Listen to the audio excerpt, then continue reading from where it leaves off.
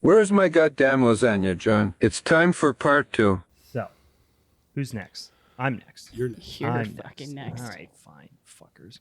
All right. I was hoping to take a nap. Rest up. Fuck Right. you guys. Gotta rest No, up. I mean there's plenty I liked about this movie. So I It was very did a little Korean horror flick called The Host. The original title was Gwamul. Okay. I don't know how to say it. That was the Korean title. The English title is The Host from 2006. You may recognize quite a few people in this movie, but you'll certainly recognize the director. It was directed by Bong Joon-ho, who directed Parasite, Best Picture winner, as well as Snowpiercer, which is fucking rad too. If you ever seen Snowpiercer? Snowpiercer was a movie that I kept on trying to watch while I was like laying down for bed and like had to rewatch it like 10 times because I just never Fell asleep. Yeah, Yeah. like I know. I mean, it was good from what I caught about it. I was like, it got kind of boring to me. It's like once Snowpiercer gets out of like the dregs and the steerage kind of parts Then of the it gets train super and gets into the cool. weird, Yeah. Yes. the weird Agreed. parts Sounds of the like I train are didn't awesome. get that far. It just but- feels very like dystopian future, Mhm. ho hum. But then, Yeah. once they start expanding into the other areas of the train, then you're like, oh fuck, But I this did is love- super sweet sci-fi. I did kind of love Parasite though. I thought Parasite was an Oh, yeah. amazing Oh yeah, film. yeah. stuff. If you like Parasite, boy, you're gonna love The Host.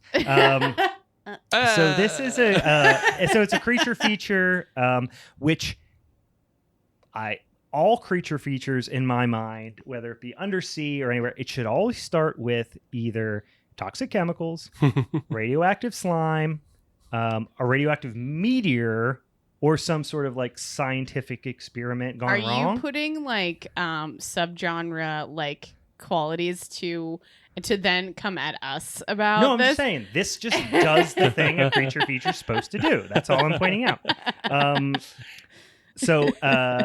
See, creature feature is separate from monsters of the deep. That's true. That's what I'm So- saying so too. That's he- what I'm like. yes. He's Yeah. like he's pulling things in too. It's a creature feature, but it is specifically like takes a lot of cues from like atomic age sci-fi Mhm. creature features, but of course it is an aquatic monster Right. Mhm. in this instance. You also Not necessarily a monster from the deep, but aquatic. piranhas are eating people in 3 feet of water.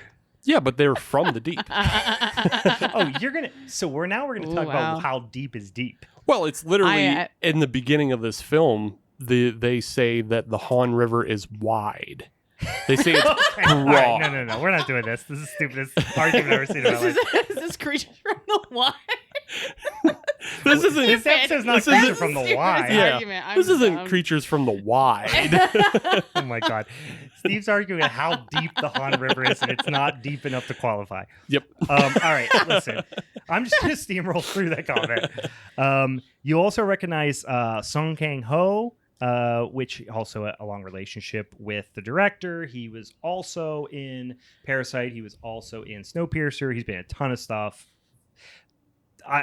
He's awesome. I've never seen him not do an awesome job. Mhm. I feel like that. I mean, you kind of already mentioned it. Of like, it's starting with like shit getting thrown down a drain and stuff like that. And all I could think was just like this white man, just like being very aggressive, like, do what I say. Yeah. Like it's like very racist in a way. Like Yes. he did it specifically just Yes. because he's like, I need to show that I'm more powerful. Yeah, the American Than like you. military and government are like the big brothers of this movie, Right. Yeah. In a lot of ways. And he is, what was his name? He was in The Walking Dead. He was the uncle who gets spoiler alert for The Walking Dead season 2 or 3.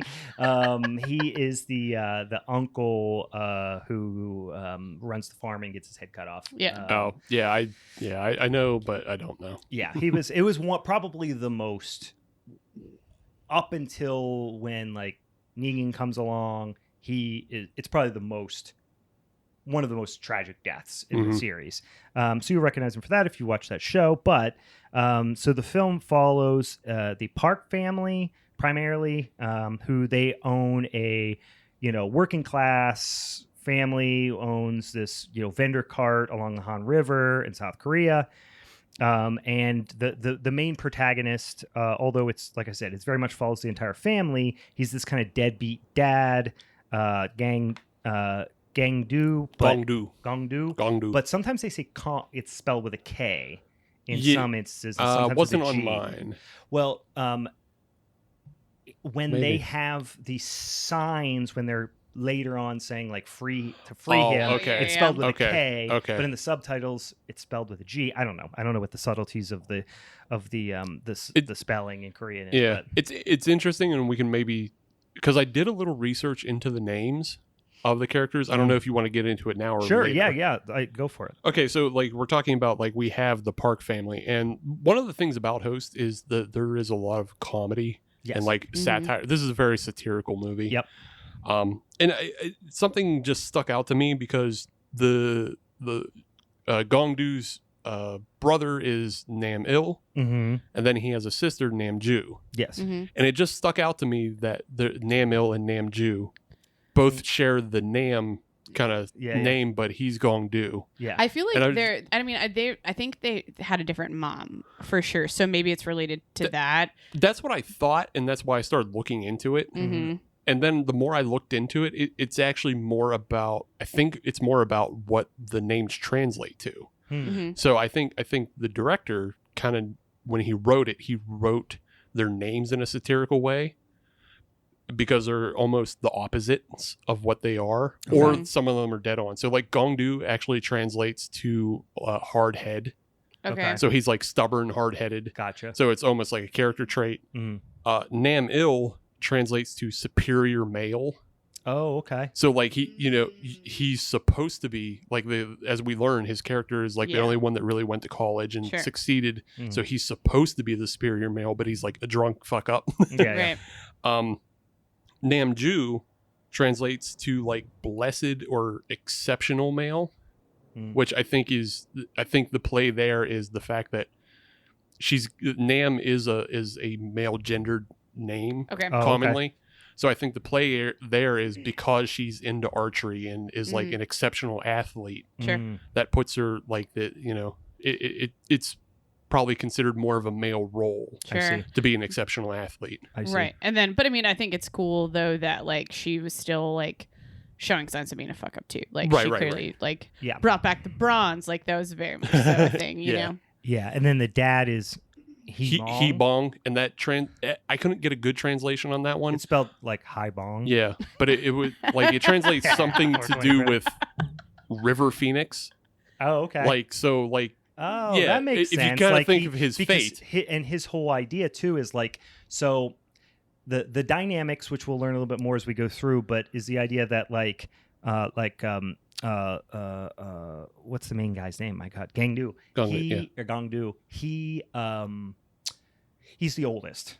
Yeah. Mhm. And he had a very different upbringing than the two younger children. Mhm. And you find out later on that the father was an alcoholic and was kind of a deadbeat dad when he was little, but then got his shit together and started this like he started being opened this like vendor business along. It's basically like a little like snack cart type of Mhm. thing Sure. Yep. along the river. And he put his son through college, and obviously his daughter benefited from this. She became like an Olympic caliber archer, Mhm. Mhm. and he kind of got the raw end of the deal in that Right. in that sense. So Mhm. And so that's also that also plays into the naming convention of why those two share Nam. Hmm. Is like there's this idea of a generational naming. Ah. Also, like if they share kind of like a generational thing, like they'll both have like a similar family name in the three names that they usually get. I see. So like that separates Gongdu because he's part of the old man's like early years when he's a fuck up, Mm. but then these two are when he got his shit together, and so they're supposed to be representative of his Like you know future and yeah. stuff like that. I right? gotcha. And then just finally, Hyun Seo, who's Gongdu's daughter, Right. her name translates to like aspiring hope or auspicious hope, That makes Ah. sense. which is obviously a twist on with her destiny. So Right. Yeah. So there's a lot of similar themes in Korean and Japanese film in general, which we'll kind of get into here. But, just to kind of give you a little bit of a character analysis of where Nong-do is, he's this kind of like sleeps all day, gets hammered, dishonest, steals, lazy, he's just kind of the fuck up kid. Yeah. That's very much what they're they start out with him like sleeping on the job basically, and like kind of sabotaging his father's like efforts to like keep his customers happy and all these sorts of things. And then you start to get these pictures of the other siblings as being these like successful people, but then you start to understand when you pull the layers of the onion back, they're a very dysfunctional family in a lot of ways. And we'll kind of talk about it. But I love how this movie, it gets going fast. Like you really get a lot of context around the family dynamics without a lot of exposition. And pretty quick, I mean, I think you're like 12, 13 minutes in, and you've already got a monster hanging from the bridge and everyone watching going, what the fuck is going on here? Right. And in then, broad daylight. Right. Which is right. Even cool. having the guy that like kind of killed himself too, like off yeah. the bridge, right? I felt was like a really impactful moment, like with what they're trying to say about even just like society in general. And then he sees the monster too, and he's just like, everything's gonna go to shit. Like nothing matters. Yeah. Yeah. And it's this very like bucking societal norms, or like I said, peeling away layers of the onion to see the true nature of society's effect on the family dynamic. So you see this kind of creature. So we're getting ahead of ourselves a little bit, but the originating act here is the guy ordering his assistant or employee or whatever to dump all these toxic chemicals down the drain Embalming fluid, embalming fluid. What the fuck? Which was like it was an actual event that occurred. Oh, really? Okay. Yes, it was an actual event of like the U.S. A U.S. base or something was dumping formaldehyde in South Korea. So it's very much based on just kind of like letting letting the U.S. do whatever they want. And, Yep. Overall, I think similar with Parasite, similar with Snowpiercer, just great physical acting too. Just really, really intensely physical performances done really, really well. And for a 2-hour movie, I think it's paced pretty well. It doesn't drag. I feel like it dragged. I that was like literally one of my thoughts is that you could have cut this by a half hour and I would have been just as happy. There is some time. You could cut it. You could cut a little bit, but I think I've seen 2-hour movies that go. Right. I just think it was like some of the detail that I felt like it became. I think it turned what this movie could be into something different as far as like being more of like, say, a creature feature, a monster from the deep, or something that they could have just left it there and just like made it like a rescue story. But I felt like they wanted to make it way more emotional and like focus a lot even on just like that family dynamic. Yes, way more than they needed to. Well, I mean, it makes for a whole lot more deep, complicated movie. This isn't fucking Piranha 3D. Like this is like a pretty intense family drama. Right. I just think wrapped you could around a monster story. I think you could have gotten the effect in the like the actual same idea but cut it down. Like that's what I'm saying. Yeah. Like I think you still could have came across that the goal is So you're telling Best Picture director. You're telling him he could have done a better job. Yeah, absolutely. Gotcha. Let's get him in on his one of these in next his earlier episodes. films. Yeah. Gotcha. So, no, I get it. It's not a masterpiece, but listen. I think because you see a lot of similar things that happen in Parasite, because like Parasite, this movie has the monster, it has like horror elements, it also has the satire, it has like the social commentary, it has the family dynamics. You see all of those minus monster, but I mean, in Parasite. Yep. Parasite feels like a fully actualized version of this a little bit. Right. I would agree with that. Parasite, it moves so much faster. It's I feel it's more witty. There is so many scenes, like the scene with Namil and like his buddy who works at the telecom. Like that scene is that just drags, and then it doesn't help could have that got it's in there the last sooner. act too. Yeah.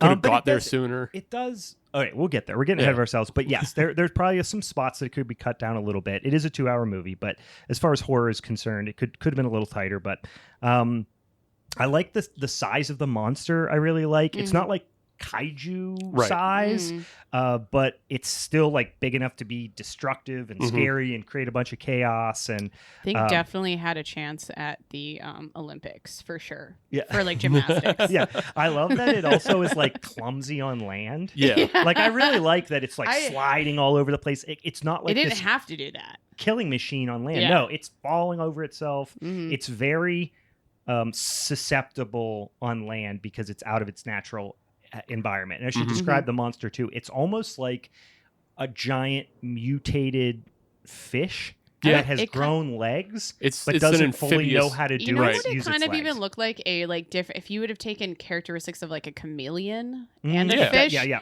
like had very like With chameleon. the tail and everything. Yeah, Yes. but even just like the shape of the head, the way they did that. Right. Yeah. And it has like one like cancer eye that's all just like tumory Chewed up weird. and fucked yeah. up. Yeah. Because it's like this mutated, like it's not this perfect killing machine. Right. It is like fucked up. I don't even know what to do with these legs Shouldn't that I be have alive. now. Like Yeah. this Like, monster should not I exist. was given this and I hate It has little legs that don't touch the ground. yeah, its belly's dragging on the ground. Yeah, it's like this creature should not exist. Did it Right. have nipples? Because where do we score the nipples? Maybe. I didn't see them. Yeah, we'll have to slow it down, check it out. I'm sure there's some fanfic out there. But it also like swallows people whole. Like the way it eats is like very Snake-like. inefficient. Yeah. Like it swallows people whole and then like digests them and like barfs out their bones. Like an owl. Yeah. It's like a snake and an owl in the way it eats. Eats people whole, but then Yeah. barfs up the bones. Yeah. But anyway, so I'm gonna keep forgetting his name, Gong Du. Really interesting character. Like he's lazy, he's kind of low self-worth, but he's like instinctively brave as well. And I think this is like that common theme in Korean and Japanese films that you see a lot is like the pressure and like familial / societal like expectations come into play like on a daily basis. Yeah. Like he's the low performer, but he's the only one that can really deal with the pressure of adversity Yeah. initially, and then like, he like inspires the rest of the family to like pull together kind of. If you saw Squid Game, the protagonist of that is very similar. Very similar, agreed. So he keeps fucking up. He can't get out of his own way. Like he always, but like honest mistakes. Like it's not like the two big mistakes that ultimately get his family members killed are him trying to do the right thing and just fucking up. And he just feels like this. So the first one is when the initial kind of rampage along the river is happening. He's trying to save his daughter. He grabs accidentally another girl who's wearing the same school uniform's arm, pulls her away, doesn't realize till it's too late, and then his daughter gets taken away by the monster. Later, he does a similar situation where he miscounts the number of shells in the shotgun that he gives his father, which ultimately results in his father getting killed. Right. So in any case, so the monster takes her, like we said, and then there's this like really interesting grieving scene where they are at this like basically like a public memorial kind of thing for all the dead that were killed during this rampage. And I am not a fan of like the kind of like grief porn things that just show this like intense grieving families thing, which I think is like a trend in horror right now. Right. Where it's like it's a trend in extreme horror where it's like 15 years ago it was all, or 10 years ago even, it was all about like the torture porn and like how sad, and now it's all about like how absolutely brutal can we make the emotional aspect. But yeah, I mean, but that wailing though, that background of all the wailing, like completely, I was just like, I don't like this. And then I felt like there was like more of this comment, like I don't even know, I didn't like with having when their family and then all the cameras immediately come on them. Yeah. That is like insane to me. But it speaks to exactly what you're saying is where they're like, no, this is fucking news. This is like what people want to see. People want to see you grieving in this extreme way. They want to see the most extreme, grieving process, but it is treated very much like slapstick. Yeah. Because they're rolling on the ground. Yeah. Nam Il and Gongdu are basically wrestling to grieve. and then sliding all over the place. Like it's meant to be bizarrely comical. Yeah, and then just one guy comes in and interrupts their like grieving. I was just like, who has the Hyundai outside? Yeah. Why would you park it like that, you inconsiderate bitch? Let's go. And then the woman goes out there, and it's like, as all this chaos and grieving and wailing and fighting's happening, there's a guy yelling at a woman for parking wrong. Right. Like, yeah, it's this like bizarrely comical. They just basically they're adding like a degree of like comical absurdity into this otherwise. Like, it is just a really great example of how to use levity in heavy scenes. Right. And I mean, obviously you see that come through in Parasite multiple times too. But so you then learn that the mom, Gongdu's mom, bailed when he was, I'm sorry, Gongdu's wife. I mean, the mother of Hunso, bailed right after she was born, basically. So that's why he's been kind of single dad in it, and. But I feel like he was almost, and I mean, obviously we learn later like how the dad feels about him, but like I almost feel like if we're looking at it, the dad and Gongdu like lived a very similar life in a way. Right. Like, yes, they are kindred spirits in a lot of ways. They have a connection that he doesn't have with his other two kids. Right. Yeah. And then the government snags him up because they start to identify that there might be some sort of virus associated with those that were exposed to the monster, and Gongdu had like blood from the monster like sprayed on him when he was trying to fight it. And then so they kind of take the whole family and quarantine them, and then that's when they learn of this potential virus. And they assume at this point they've already been grieving that his daughter's dead, and then they get a call from her like late at night. There was a talk earlier about how he gave her a really old cell phone for her to use, and she was like embarrassed to use it, but she uses it when she's trapped in this like drainage tunnel in the sewer somewhere where the monster is basically stockpiling food. Wait, can we actually clarify this too? Because I thought there was a scene where she pulled a phone off someone else. She does do that later. I think too. That's later. Okay. Yeah, because later she tries to get in touch with him again, because of course he hasn't shown up, and you don't really ever know exactly how many days pass. I would expect this whole thing happens in the course of maybe like 4 days. Yeah, that's kind of what I was guessing. But though again, I feel like that extended period where they're all again to later, that's what makes it feel like maybe it was actually like longer though. Yeah, I don't know. You know what I mean? I don't know, because people can't like without water. I mean, I know she had access to water, but anyway, so the authorities won't do anything. They eventually this dysfunctional family who can't stop fighting, they kind of work together to escape. And again, lots of similar themes as you see in Parasite. This dysfunctional family kind of coming together when the stakes are down type of thing. So they pay these sketchy dudes to get them a government van or a van that would pass. It was like one of these vans that they're sending around to like disinfect and kill the virus all along the river. And he spends his life savings getting the van, weapons, and all this stuff, and a map of the sewer system from these shady guys so they can go search for his the daughter. Real fun to watch post-COVID. Basically, it's the same fucking thing of like, we're going to send disinfectant vans just to spray everywhere. So I remember seeing those coming out in like Asia, and I was like, oh, okay. Yeah, it's wild because it hits different, because I saw this movie probably 5 years ago, 6 years ago, and it definitely hits a little different post COVID. But again, there's this scene of like when he's basically giving up his whole life savings, and he talks about how he put his kids through college on quarters and selling noodles and stuff like that out of his shop, and now he's just giving all his money away just with the tiny chance of being able to save her. So it's like this whole theme of like all this stuff that society makes you think is really, really important actually doesn't fucking matter. So they sneak into this quarantine area with their disinfecting van.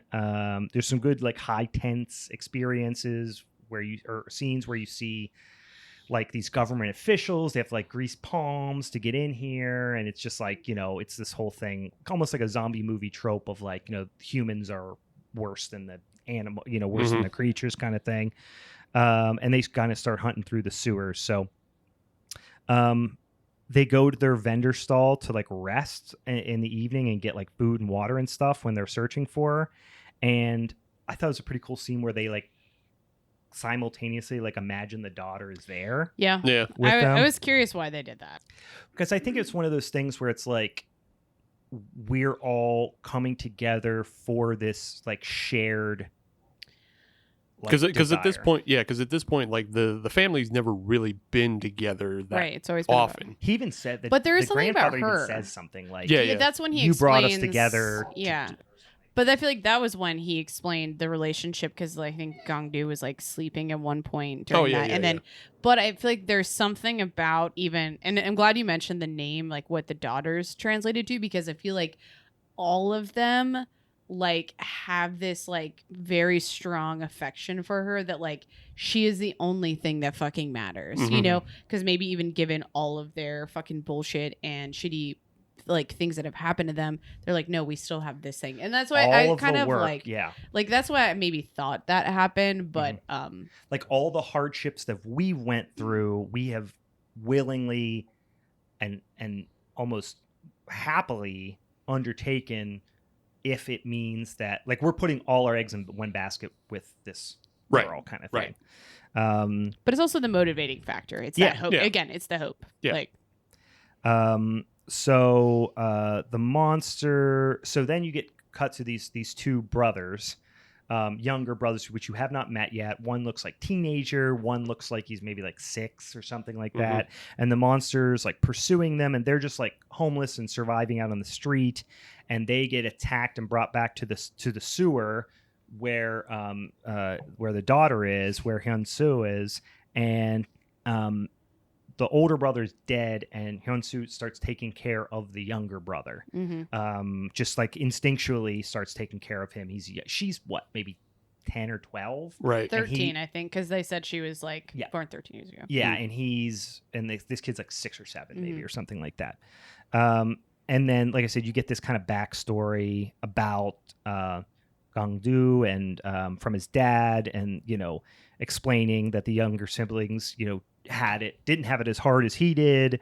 And then, at this point, like the monster was outside the whole time, kind of like watching them and waiting for them and like waiting them out. They try to shoot it. It flips the stall. They eventually stun it with a shotgun and then chase it, because they're trying to chase it to where she is. And then that's when I said that the grandfather like dies at this point because Gongdu doesn't count the shells properly. And they have like a shotgun, and he's like, I'm out. He's like, I have one more. And he gives him the gun, and he like takes his final stand as the monster's running towards him, pulls the trigger, click. It's empty. And the dad ends up dying. And then this is, I feel like, when like Gongdu kind of like pays his penance, kind of, because they leave, the two other siblings bail, and he stays to take the shit. Yeah. Which is what he did essentially unwillingly as a child too. Mhm. So he stays and kind of owns up. He's captured by the government. And like I said, the US is kind of like the big brother at this point. So the father's kind of suggestion earlier, he says like, hey, I know a guy, like my brother's friend's roommate's sister-in-law's husband or whatever is a cop or whatever, and you should reach out to him. And they're like, well, no one cares, kind of thing. Well, then at this point they're like, oh, we do know a guy who works in like the telecom industry. So you're like, oh wow, it actually was good advice maybe. And the younger brother, which I already forgot his name, but the Namil goes and kind of meets this guy who works this telecom business because he wants to like track the phone call that gave them hope that she was alive. Right. And they go to meet this tracing guy. The younger brother and sister have separated at this point after their father died. Gongdu is in government custody. And then you find out that the cell phone guy is setting him up. Yeah. To hand him over to the government for a reward. Yeah. Basically, he's just like a shitbird. Because at this point they're all considered infected and they're running through the city and they like need to get re-quarantined. Right. Just for, I don't know. There's the one scene where they're kind of setting up like the effects of the virus on the city, because it's not and you're not really following any of the family at this moment. And then it's like a comedy scene in a way, but they have the guy standing waiting. They're all waiting for bus. Oh yeah. And like everybody has the masks on and everything, and then like this guy's just hacking into his mask, and then he pulls his mask down and spits into the water. Yep. And a car drives by and splashes the spit water back on everybody, and everybody starts freaking out. It's a little comedy bit, but was that in another movie as well? That for some reason, just seeing that, like it, I thought that was like in another movie, like another like zombie movie or something. Yeah, I'm vaguely remembering it now that you say this, but it's I almost remember it being like blood or something. Yeah. I remember it being. Is it Zombieland? Why am I sticking with Zombieland? For some reason, I thought it was like even Train to Busan, maybe. Maybe. I can't picture the scene, but now that you say that, I do remember like a bunch of people getting sprayed with like gore or something like that. Yeah, I remember a bunch of people like I remember like hacking blood in like into a puddle and then it getting splashed on a bunch of people. Yeah, I do remember that a little bit too. It might have been Train to Busan. Yeah. That's one of those movies where there's just like so much chaos. It's like hard to remember any one given scene in that. Or even the sadness. You know, it's just so much chaos. Yeah, so much chaos in that. Anyway, so this is the only scene I was like, a little bit. Like you said, it dragged a little bit with the telecom guy, and then the whole idea was like, oh, here's the password. Well, he was obviously delaying him because he was setting him up to go into the other room and tell everybody, okay, go ahead, jump out at him. But then I was like, why did they wait so long to jump out when they just grab him out right as soon as he walked inside the building? Why are they hiding in this office kind of thing? And then he does find the password on his own, and then I'm also like, when did he become like Jason Bourne? Right, because the way they described him was specifically like, yeah, you better watch out for that one. He's like a Houdini or something. Yeah. Like, or he's an escape artist. He says something like that. I'm like, since when? And so, yeah, I mean, like he's that was not established. He's the drunk salaryman brother who's that's. So I did kind of was like, that I don't know. That seemed unnecessary, but. And then it also like it almost seemed like it was about to break down into like almost a fight scene. Because like they shut the lights off and like they're running through the cubicles and stuff. Yeah, we're like, gonna throw a smoke bomb and start fucking Keanu Reeving people.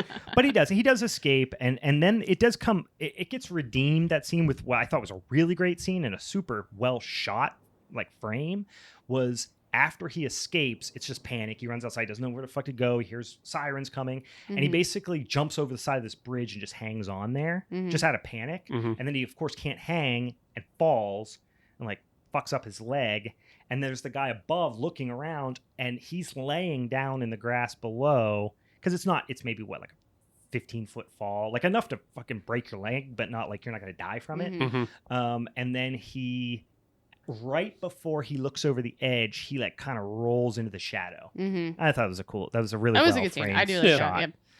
You find out at this point that the sister, the archer, she's been, kind of searching on her own at this point, and she gets a message from the salaryman brother, basically saying like, okay, we know near this bridge, this sewer, we know approximately where she is.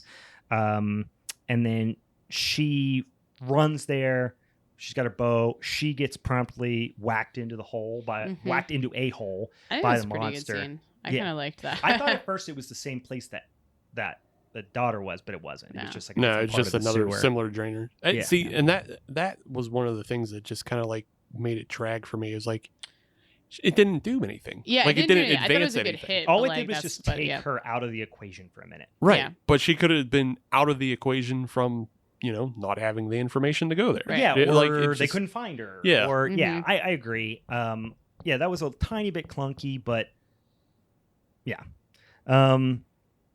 Anyway, so Gongdu at this point is still under surveillance, and this was like one of the most effective scenes.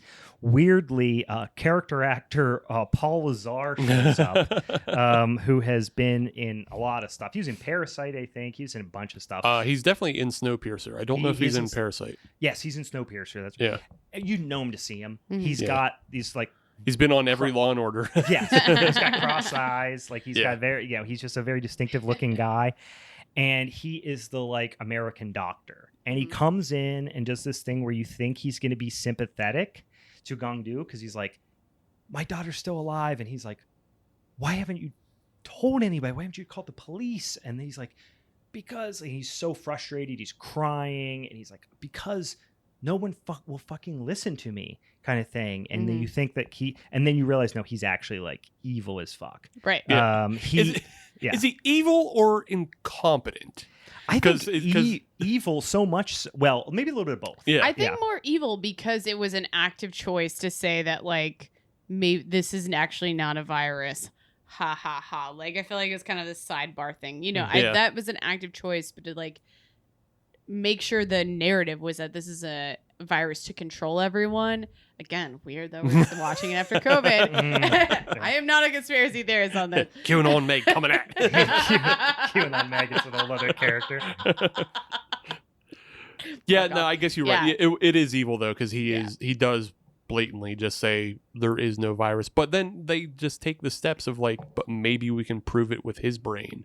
Right. You Yeah, know? that's where I was confused. Is he in on the conspiracy, Yeah, or is he not sure? yeah, because you can just as easily not cut into his brain if you know there's no virus. Well, that's what I was saying. I took it initially as the idea was they were going to lobotomize him, hmm so he doesn't know what's happening. Right. Right. And so that he probably couldn't talk. is Yes. kind of So what that was my I whole idea: figured. is we're going to drill into his brain to shut him the fuck up because there is no virus. Right. And he has now become a public figure. There's people out protesting, saying, free him, free him. Yeah. The media is saying, no, he's comfortable, he's healthy, he's fine. Meanwhile, they got him strapped to a table and they're putting a drill in his brain.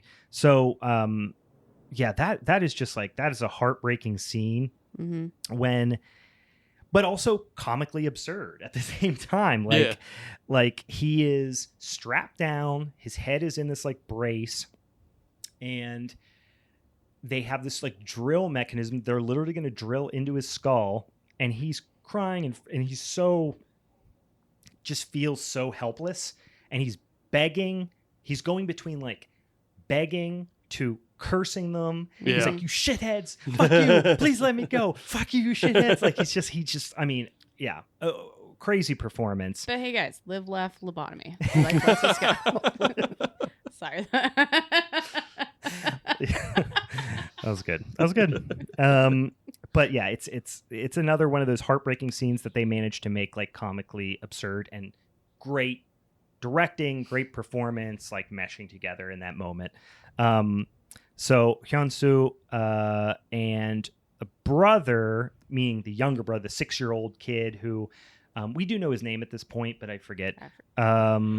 They're still alive, and they have tried to figure out a way to escape the sewer, where they're basically going to make the old tie prison bed sheets together to Mhm. break out of jail, but they're Yeah. going to climb up out of the sewer. Hey, let's pull a Steve. Remember in the scene in Deep Blue Sea where they do this thing? Yeah. It's like This poetry. is They rhyme. ripping off Deep Blue Sea. Yeah. Yeah. Bong Joon-ho is a hack. Yeah. He can only take from Deep Blue Sea. Yeah. If you were to, I don't know if you guys have ever seen this, but there's this video like floating or this picture floating around on the internet where it's he takes off his shirt and he actually has a tattoo on his back that says "Deepest Bluest" by Agasaki Sharksman. Best actor director actually does have that tattoo. So the monster shows up, and this is where you see him just barfing like hundreds of bones into the hole, which is pretty gnarly. Gangdu escapes. He basically plays lobotomized. Yeah. Acts like he's brain dead, and they're just like giving him some like medicine or whatever, and he takes someone hostage, and he waits till they take a vial of his blood, and then he kind of holds them hostage with the vial of his blood, like, I'm gonna shoot you guys with virus blood. Yeah. Which is kind of, again, it's comical. funny, yeah, right. Yeah, it's like chaos and dark black comedy kind of thing. And then they go outside. He breaks out, and they're just like, you think they're in this like underground lab. No, they're just in a fucking tractor trailer out in the outskirts of town. Mhm. And they come out, there's just all these army guys like grilling steaks and shit. Like they don't know what they're fucking doing. And then eventually, the monster kind of stops right as it looks like they're going to escape. They cut back to the daughter and the one younger boy, and you get this really tense scene where the monster kind of like wakes up, stops them from escaping, but you don't know if they made it or not because they're like they have this little like cubby hole in the sewer that they can hide in that it can't get to them. But yeah, it chases them back. That you don't know if they made it or not. Gangdu eventually finds the hole and is hanging from the same rope that they were trying to escape with. But then the monster comes at that moment. The archer sister comes, meets up with Gangdu and the brother. So all the siblings are kind of there together. Simultaneously, there's a big protest happening that's protesting this, what they're calling a Agent Yellow. Agent Yellow, but it's like it's basically like a biological bomb that they're going to set off. Yeah. And it's supposed to kill every instance of the virus. And, it says like all biological, which essentially would kill anybody. Yeah, it's like a chemical Right. weapon, Yeah. basically, but it's going to apparently eradicate the virus as well. Right, but yeah, and that protest was like to free Gangdu. Free him, yeah. and also don't use this chemical. Don't use U.S. chemical weapons in our Yeah. city. That's Right. fucking crazy. right. So there's this big thing happening, and then the chemical weapon chemical agent, whatever, starts being deployed, and it kind of slows the monster down. And Gangdu reaches into the monster's throat and then pulls out the two kids, and carries his daughter kind of as everyone starts like dying from the chemical weapon around them. And it's like this very kind of like hopeless scene kind of thing. And then they decide, like, it's basically calling back to a quote that their dad said earlier, which was like, I'm not going to rest until I like kill this fucking monster, basically. So they avenge her by, basically, fucking up the monster. The brother finds this homeless guy under the bridge, where he takes a bunch of soju bottles and basically makes Molotov cocktails out of them. They were probably his piss bottles, and he took them. Yeah, I mean, he was also slugging. He was drinking all them some bitches too. Yeah, you empty and you fill. Yeah, that's what happens. That's true. And they have the scene where eventually the homeless guy kind of is Johnny on the spot and pours gas onto the monster that's like disoriented from the chemical being dispersed. It also just starts drinking it. It starts drinking gas because, one, it's a pollution monster. Yeah. So that's what it's into. But also, like, the earlier scene of... Don't kink shame the monster. Yeah. The earlier scene, like, the family, when they were, in the snack shack, and they look out and they see the monster outside the snack shack, it's also just drinking rain. Yeah. So, like, yeah, it's just like a dirty pollution monster. It'll drink anything. It's, it's a trash beast. It's a trash beast. And I do think it was one of those things where it had just gotten poisoned. So it's just like drinking it, thinking it's rain, because like it just inhaled all this fucking poison or whatever. Yep. But in any case, the sister redeems herself by, shooting the flaming arrow, setting it on fire. It's a really good family moment here. Yeah. Mm-hmm. Yeah. Flaming arrow at a monster. We've all been there with our families. And then eventually Gangdu finishes it off by stabbing it in the throat with a fucking metal pole. Metal pole, basically. He's somehow stronger than this probably 500-pound fish. Yeah, a little, but it also is like it's in bad shape. Yeah. It's just got poisoned, and then its entire body, including its insides, are currently on fire. Its cancerous eye now has a fucking arrow in it. Yeah, it still has cancer. If my outside and insides are on fire, I'm not at 100%. Is that actually? I think the talkies is what makes you my insides are going to be on fire soon. Yeah. Also, remember, it's not good on dry land. It's slippy. Yeah, it's all slippy. It can't get good traction. Bad traction with the slippy feet. It's like it's got socks on the kitchen floor. It's a goofy dog with socks on the floor. And then you learn here that so now it's like kind of fast forward. Hyunso is dead, but now the boy, the homeless boy, is like part of the family now. And so you fast forward, and Gangdu is running the vendor stall. He's Kind of looks like the dad now too. presumably got his shit together, taken the reins of the father figure in Right. the family, and is now being a father to this boy who presumably did not have any parents. Right. And they so he's kind of adopted him, and they have this kind of little happy cozy life in their stall. And then they do this whole thing where they're sitting down to eat, and the whole thing with this boy is he was always so hungry because he was this homeless kid, and now he's got warm bed, place to eat, all that stuff. And they kind of, in the background, there's all this crazy news talking about all the things that are happening in the world, and they're just like, oh, we're good, let's fucking turn the TV off, kind of thing. The kick to the TV was the move. I liked it. Yeah. So I should have done that as a kid when my parents were like, Yeah. change the channel. Guess what? flip your shoe at it or something. Yeah, but just like the soundtrack, Man, I just dated myself a little bit. Awesome soundtrack. It was like this very classical themed soundtrack. I don't know if it was I would imagine it was an original composition.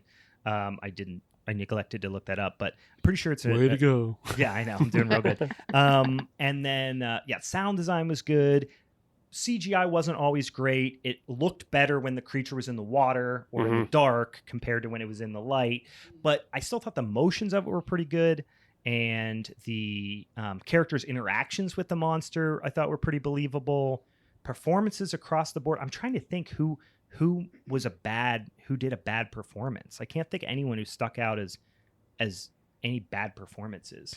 No, but I still kind of even, I guess to a certain extent, and maybe it's just like this Asian horror, like maybe specifically Korean horror, of like they did feel like characters of these like ideas that there's like archetypes. Yeah, Yeah, that's sure. kind of like felt like Yeah. that. Yeah, Like so they were exaggerated at times. I felt like. I can see it. Also, I feel like it would probably be hard. So, like the main characters that we're with, they're obviously good actors because it just comes through even past the language barrier. But I think it would be hard to pick out a bad actor who was like a tertiary character. Sure. Like those gangsters that they're talking to. They felt like a little campy. So it's kind of two lines. Yeah. So it would be hard to tell that they were bad actors. I thought like the one guy who has stood out, which was like, that kind of guy, like what's he doing? He just seems unnatural. Was the U.S. military guy who was there with his girlfriend, Right? And then tried to, he kind of seemed like a weird cartoony character. Yeah. But such a small. I mean, he was on screen for 90 seconds. Right. But Yeah. Yeah, he was just there as like a foil for the U.S. to get involved. Yep. Because he was the one that got whatever actually happened to him, which it just might have simply been like getting river water on him that he wasn't used to that gave him a rash. Yeah. Which then instituted this whole virus narrative. Yeah. Yep. All right. I mean, come on. What are you guys going to say about this movie besides it's long? Go ahead, Nick. No, I mean, I don't have that many comments besides that. Like, I think to a certain extent, the movie was fine. A little bit, like I said, already covered that it was long, and I think to a certain extent, like my first watch through, that like there were certain things that I was trying to understand that I'm like, what is the point of this?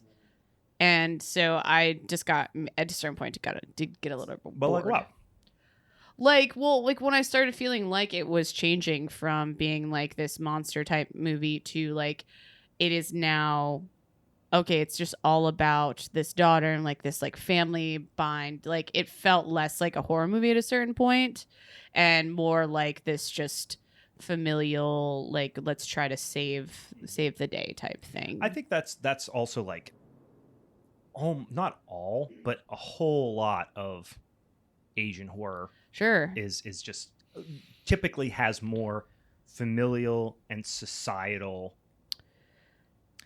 I mean, even talking through it more here, like I like it differently than I did. It just like at least of the last quarter century. I would agree that there's more like familial and societal things tied to a lot of Asian horrors that we see, like Train to Busan, The Ring, The Grudge. You see, those all affect families in different ways, and a lot of them are like generational traumas in ways. Yeah.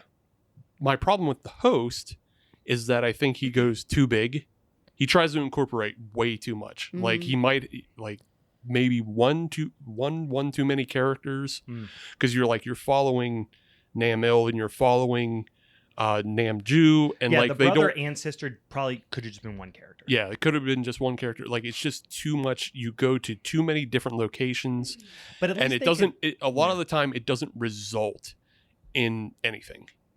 You know, it like you spend all that time with Nam Il just so Nam Ju gets a location which she doesn't do anything with. She falls into a fucking hole. Yeah. Right. You know, so and then he's incorporating all these things with the city and the U.S. and like I think it just went too wide because and it's also genre wise. It's a creature feature that has comedic elements. That's also a drama. I like how you're not comparing tight. that they went too wide, and then also the river is And really, the river, yeah, river the is really Han River wide, is not broad. deep. Yeah, Yeah. So the analogy here is this movie, like the Han River, is wide but not very deep. right. And I'm making the argument for you. It's Yeah. a bad one, but I'm making it for you. and so it just It's like, no Piranha 3D. just because, and like Meg was saying, like there isn't a lot of time spent on the monster completely. Like you get the monster in like little subtle scenes that don't really matter much. Like when the monster As attacks, far as creature features concerned, you see this monster a lot. you You see do, it a lot. but there's not a lot of like surprisingly like again. That's why I'm like, if they shortened it, I might have felt differently. Like it might Do have. you felt think the more- monster was on screen too much? No, I felt like they got away from that. Like it didn't feel It's like too at a certain. unfocused. It didn't. It felt at a certain point that it was no longer about this thing. Kind of like even if we talk about The Walking Dead, the more seasons you go in, it's no longer about the zombies. Who fucking cares? Yeah. It is all Right. about I just stopped the watching The relationship. Walking Dead because of that. Right. That's what I mean. Like that's no, what this it is felt like. definitely a different type. This is more of a emotionally charged, like deeper themed horror Yeah. movie. This is a proto to elevated horror yeah. as we know today. Yeah. My question though is when we're thinking of Monsters of the Deep, Mm-hmm. is this the movie that you show second? Because the movie you show first obviously is Jaws. Yes. Is this really the movie like if aliens come down and you go, now check out The Host? No. But well, why? But I want to turn more this around than and both be like, the ones what? you guys picked. I mean, Is it? I definitely would have not. This one, I actually like though, and again, I think like breaking it down further, I feel like I can see more good pieces to The Host than when I watched it today. But like, I still just felt like it was too Yeah. wide. There Like- was a lot going on. There was a lot Yeah. going on. It compared to the unfortunate task that this movie has to take on is for it to be compared to Parasite, which is a fucking masterpiece. No, but I So, also so like, especially same director, similar themes, Yeah. similar. I mean, some of the same actors. Yeah. It can't help but not be compared to Parasite. Right. When you see him at his best, this Yeah. is off. But like, I even remember seeing when I saw this film when it first came out, Mhm. it was too unfocused and it just like, it would drag so long. And I felt the same thing watching it again for this. I even broke up my watching into 2 sittings. Hmm. Whereas like the other 2 movies, as campy and as silly as they are, I could just breeze through right away. Yeah, I mean, I agree. It could have been cut down a little bit. I love this movie. It doesn't lose my attention, but Piranha 3D was a fucking slog for me. Like when it ended, I was like, "Oh, thank God!" Like I was ready for it to be fucking over. Well, maybe you should have watched it on Coke instead of weed, Brian. That's probably true. I would have been like, "Yeah, fuck, sick, rad, yeah, fuck, yeah." Yeah, I was. maybe you should have watched it at the beach. Like, I think like Piranha 3D, you gotta immerse yourself. Like, go to the beach, be maybe at even your a top topless off. bar. Yeah. You know, something like you that. guys were not ready for beach vibes. Had you gone down to Kelly's? Do I and look got like a fucking- beach person, Steve? I am not. Look at my farmer's tan. Look at this. Do you see that? But I'm just saying, had you gone down to Kelly's and had like a Captain's Long Island iced tea, a couple, Couple two tree. get a couple tiki drinks in you, then go watch it. You'd be in perfect mode for it instead of trying to be like, oh, I'm gonna watch this elevated host movie. Oh man, this Is that your movie just impression of isn't. me? That's my impression of everybody.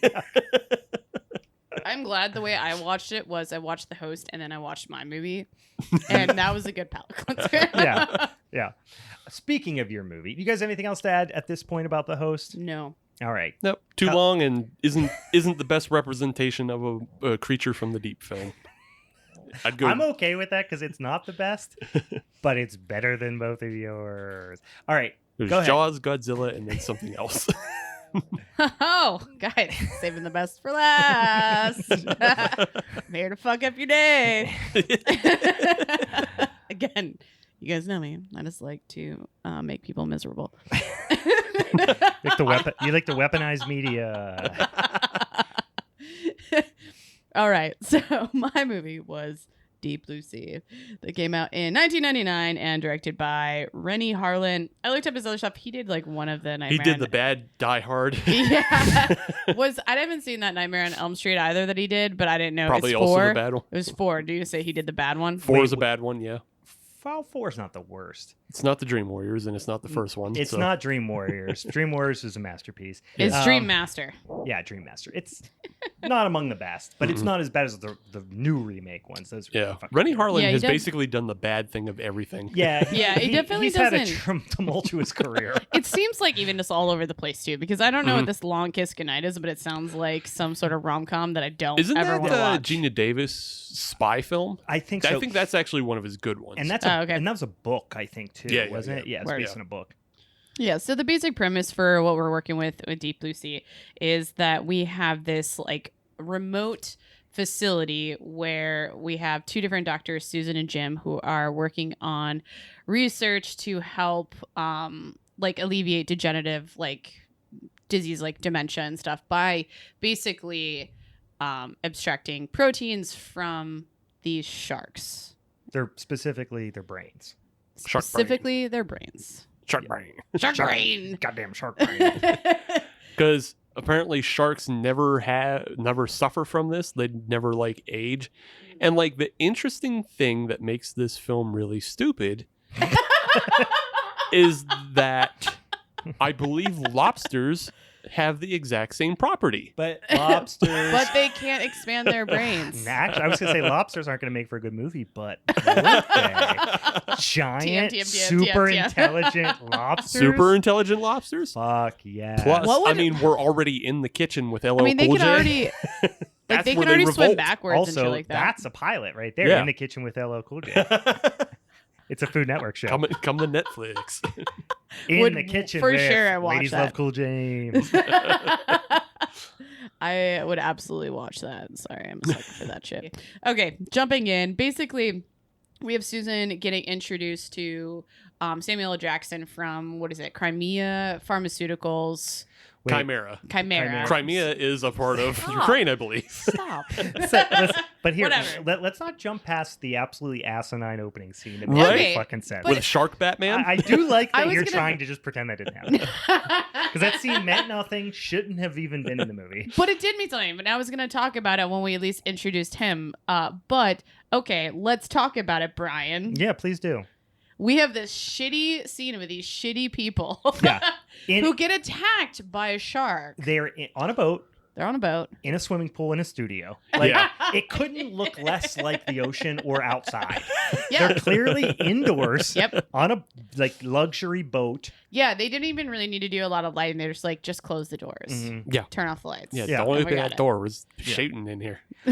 Literally, the first shot of the movie is one of the worst CGs that you'll see because it is an overhead shot of the ocean, maybe, and then like the same thing from Cradle of Fear where they had the cut and paste car. Yeah. It's a cut and paste catamaran that it just like sticks out like a sore thumb. It is It's- terrible.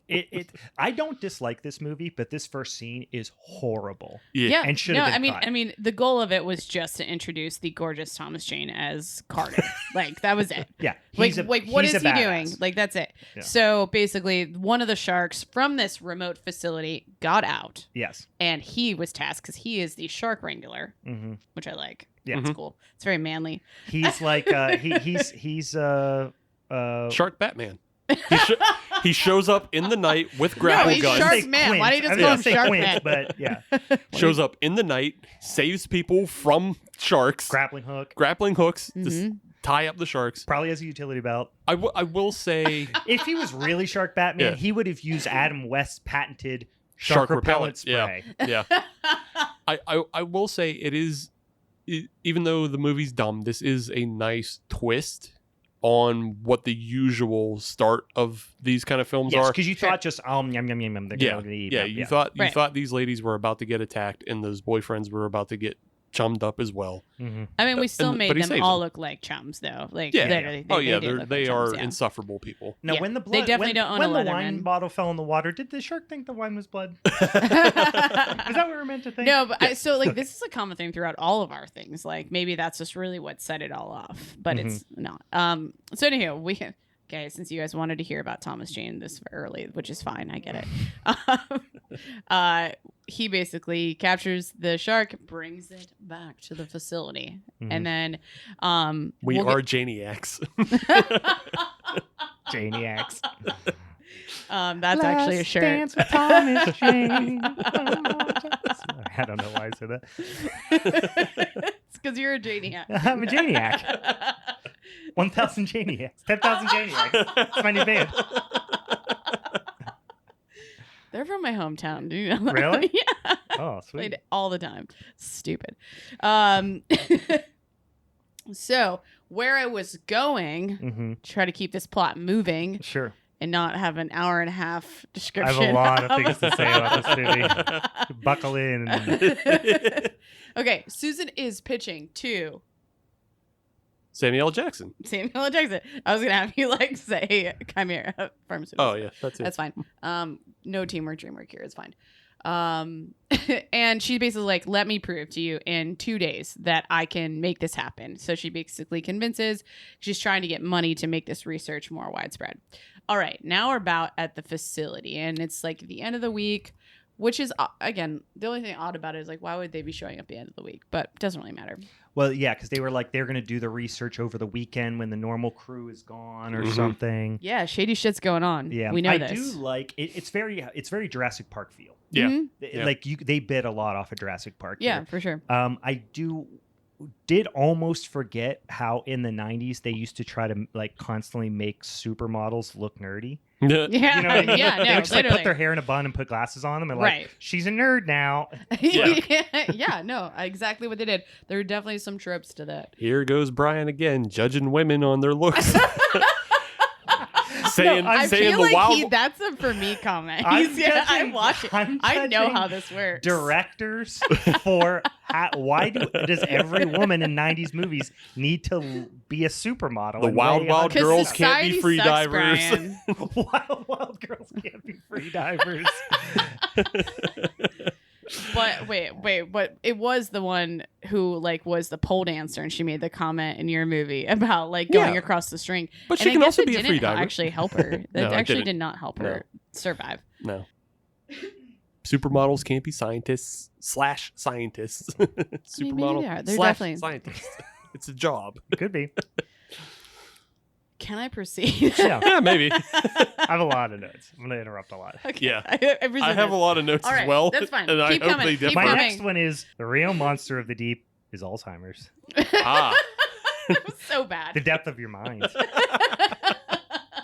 That would actually never mind. I'm not actually gonna encourage that one. All right, so they're showing up at the facility. We have the week crew leaving, and everyone's just getting kind of settled in for the weekend. We start getting introduced a little bit to other characters. We have Samuel L. Jackson. He gets he first meets what? I'm trying to think.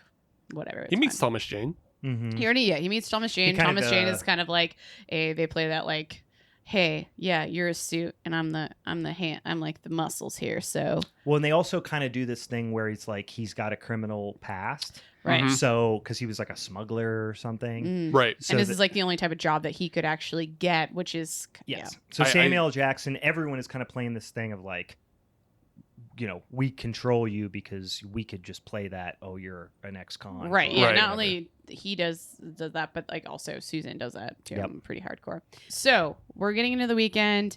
settling in for the night. We do see our Dr. Jim, which he's pissing off of the boat basically. And That was this a is funny Samuel. line, though. Yeah, he's just like, or Brenda says like he's like a brilliant man, and he's like he's pissing into the wind.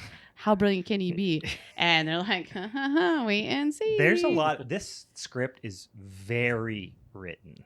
Yeah, it It's can just like- get campy at time, and I felt like though again some the of time the scenes, like there was one right before this that I wrote down. The one woman goes, "Below the glassy surface, a world of gliding monsters." It's like, Yeah.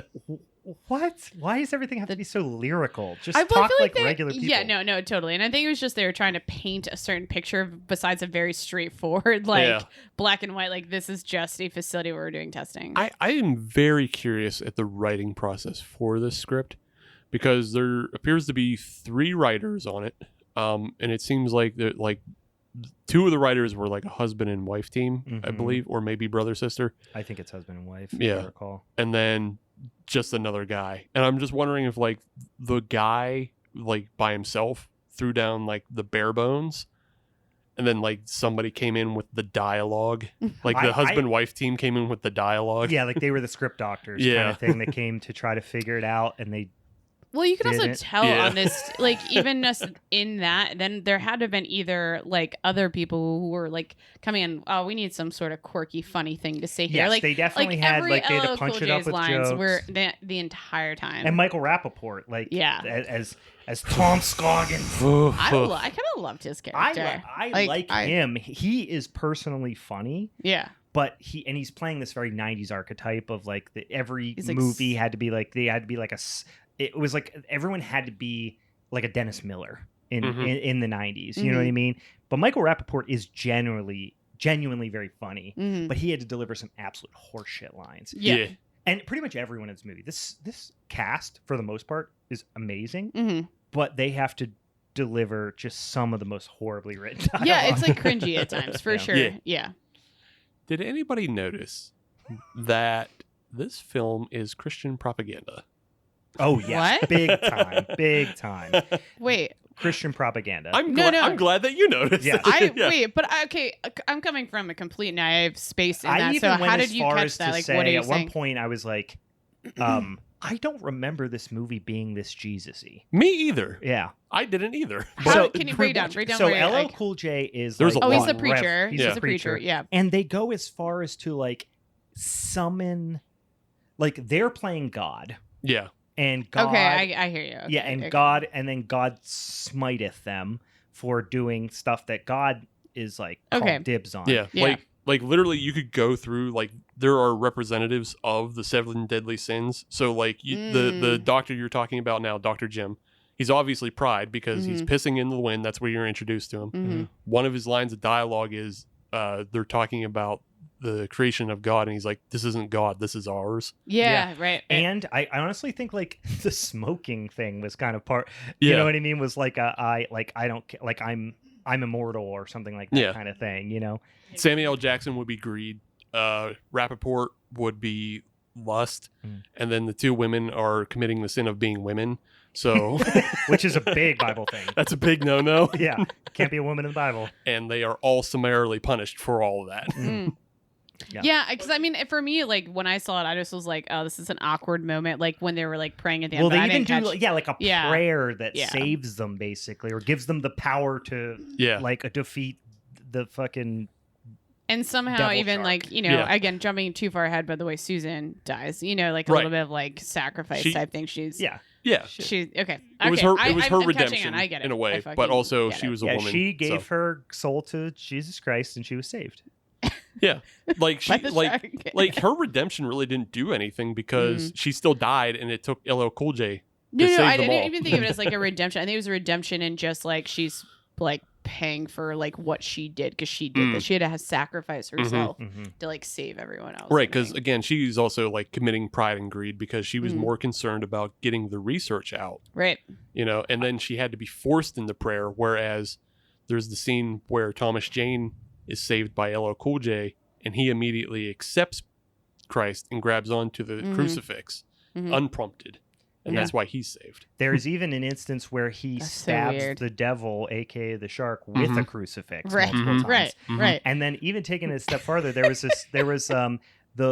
We're pretty much at the end of the movie now, guys. Yeah, well, the woman, what's her name? The I doctor. think it's, Susan. Yeah, she is. I kind of almost plays the role of like the pride. I don't want to say prideful, but the Christian that believes that the ends justify the means Mhm. kind of thing. Right. And so she is the one who's accepted Jesus or Christianity or spirituality or whatever, but is misguided in her, Yeah. She's still approach. meddling in Mhm. God's plan. Yeah, Mhm. yeah, yeah. Yeah.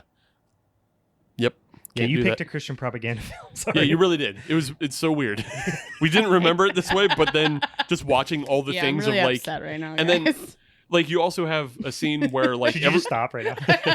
No, I'm just kidding. like there's a scene where everything's I think Kirk Cameron has a credit. he as a might producer on this. it has to. There's a scene where Michael Rappaport is like, God, can we just get a break? Yeah. And then like the thing starts to shake like it's gonna come down around him. Yeah. And like LL Cool J's like, sometimes God's always gonna answer, but you ain't always gonna love the response you get. Yeah. But he'll listen. I hate how much you guys just ruined everything for me. We didn't do this. They did Make this. movie. I Yeah. didn't make it. I'm gonna go and ignore everything you guys just All right, said all right. and pretend like it's not part of this movie. Can't ignore the things that happen, Meg. Even just think of how all of this gets kicked off. It's the most absurd sequence of events. Sure, it's talking a lot about sitting, and so then they get attacked. Okay, now I'm following you guys. It's a literal Fucking miracle Christ. of God Yeah. that this all So came wait, you're down basically around them. calling Thomas Jane God at that point then? No, Thomas Jane is more like He's a godlike he's figure. He's a John the Baptist Yeah, Hmm. character. Like- I I don't even know who the fuck that like is. You can make he's a lot he's of like shit a up John right the now. Baptist, or kind of like Who's somebody else who's like came back from there's one of the apostles who like was a crook or oh yeah there was some which one of them? or I mean I think even, it was really don't dopey. like I think it was talking about sneezy. religion. yeah sneezy. I mean even what was it I like always get the dwarfs and the Yeah. and the apostles Apostles. mixed up. Sorry. like Barabbas on the cross Yeah, who was like crucified next to Jesus. yeah. And so like that's kind of like both LL Cool J as Christ and Thomas Jane as Barabbas, and like Barabbas was a thief, and he he was reached saved. out Is for that salvation. turning into like a Christian like podcast? 'Cause No, it's if just I'm Brian out, and if I that's have the a case. background in it. Yeah, Oh, I yeah. have It no traumatized nothing what us. you're talking Yeah. about. We I- see everything through the lens of religious trauma. Right. Wow, that sucks. And I'm think sorry, about guys. it. They were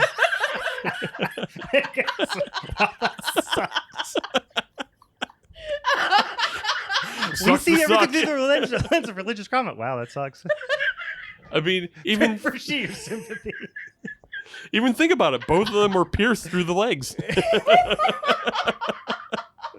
And also, there's something we said. Which one of the hands of the scientist got chomped?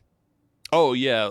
Well, Stellan Skarsgård loses right arm. No, I want to say it was his left, which would not be consistent. But anyway, now I'm just grasping for straws. Yeah. All right. I hate you both. Continue on with your Christ film, though.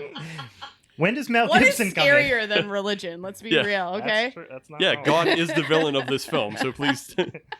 God broke the winch. All right. Samuel L. Jackson is getting brought through and just kind of getting shown around what's going on. We have, I actually mixed up the names. So Jan was the other scientist. Brenda is the one that's in the watchtower. Yeah, She's like the yeah. kind of like lighthouse attendant type of person, if you will. Saffron Burrows is who we were talking about. The Yeah. actress. Yeah. Oh no, I was talking about the blonde hair chick. No, she's up in the tower. No. Oh, that was a different one. That's the brunette. Yeah. I was thinking about the brunette's Brenda up in the tower and stuff Yeah, like that. yeah, So yeah. she's like, we're already getting like forewarning. We got some weather coming that Yep. might be a little bit shady. And who causes weather? I hate God. you. I like how don't even want to answer. Who's these in charge of questions. weather? Neptune. I am so done with this. Okay. All right. Might just have you guys tell the rest of the Poseidon, story. Neptune, whoever. They're fucking it up. So we're getting a rundown where we have, the first level we have is living quarters, and I think at one point we cut away and we get to, introduced to LL Cool J's character, the preacher, which I absolutely like. Kind of loved his bird, and I thought I just laughed every time it came around because he called him fart head and stuff like that. Yeah, it was a good. It was a good. Like gag. it was fun. Yeah. Wait, is there any sort of religious connotation here with a bird? Nah. No, it didn't pluck anybody's eye out or anything. Right. So It just cursed. So yeah. it deserved to die. Yeah. Oh my god. It's just an abomination. It's an abomination. Took the Lord's name in vain at some point, I think. Right. Yeah, and then the next level down, and I think this just allows us to understand, at least conceptually, how this whole space worked. There's the lab on the second floor, and then there is the airlock wet entry down on the main floor, which is basically where they could get to the submarine and get out of there and stuff like that. The escape hatch. Escape hatch.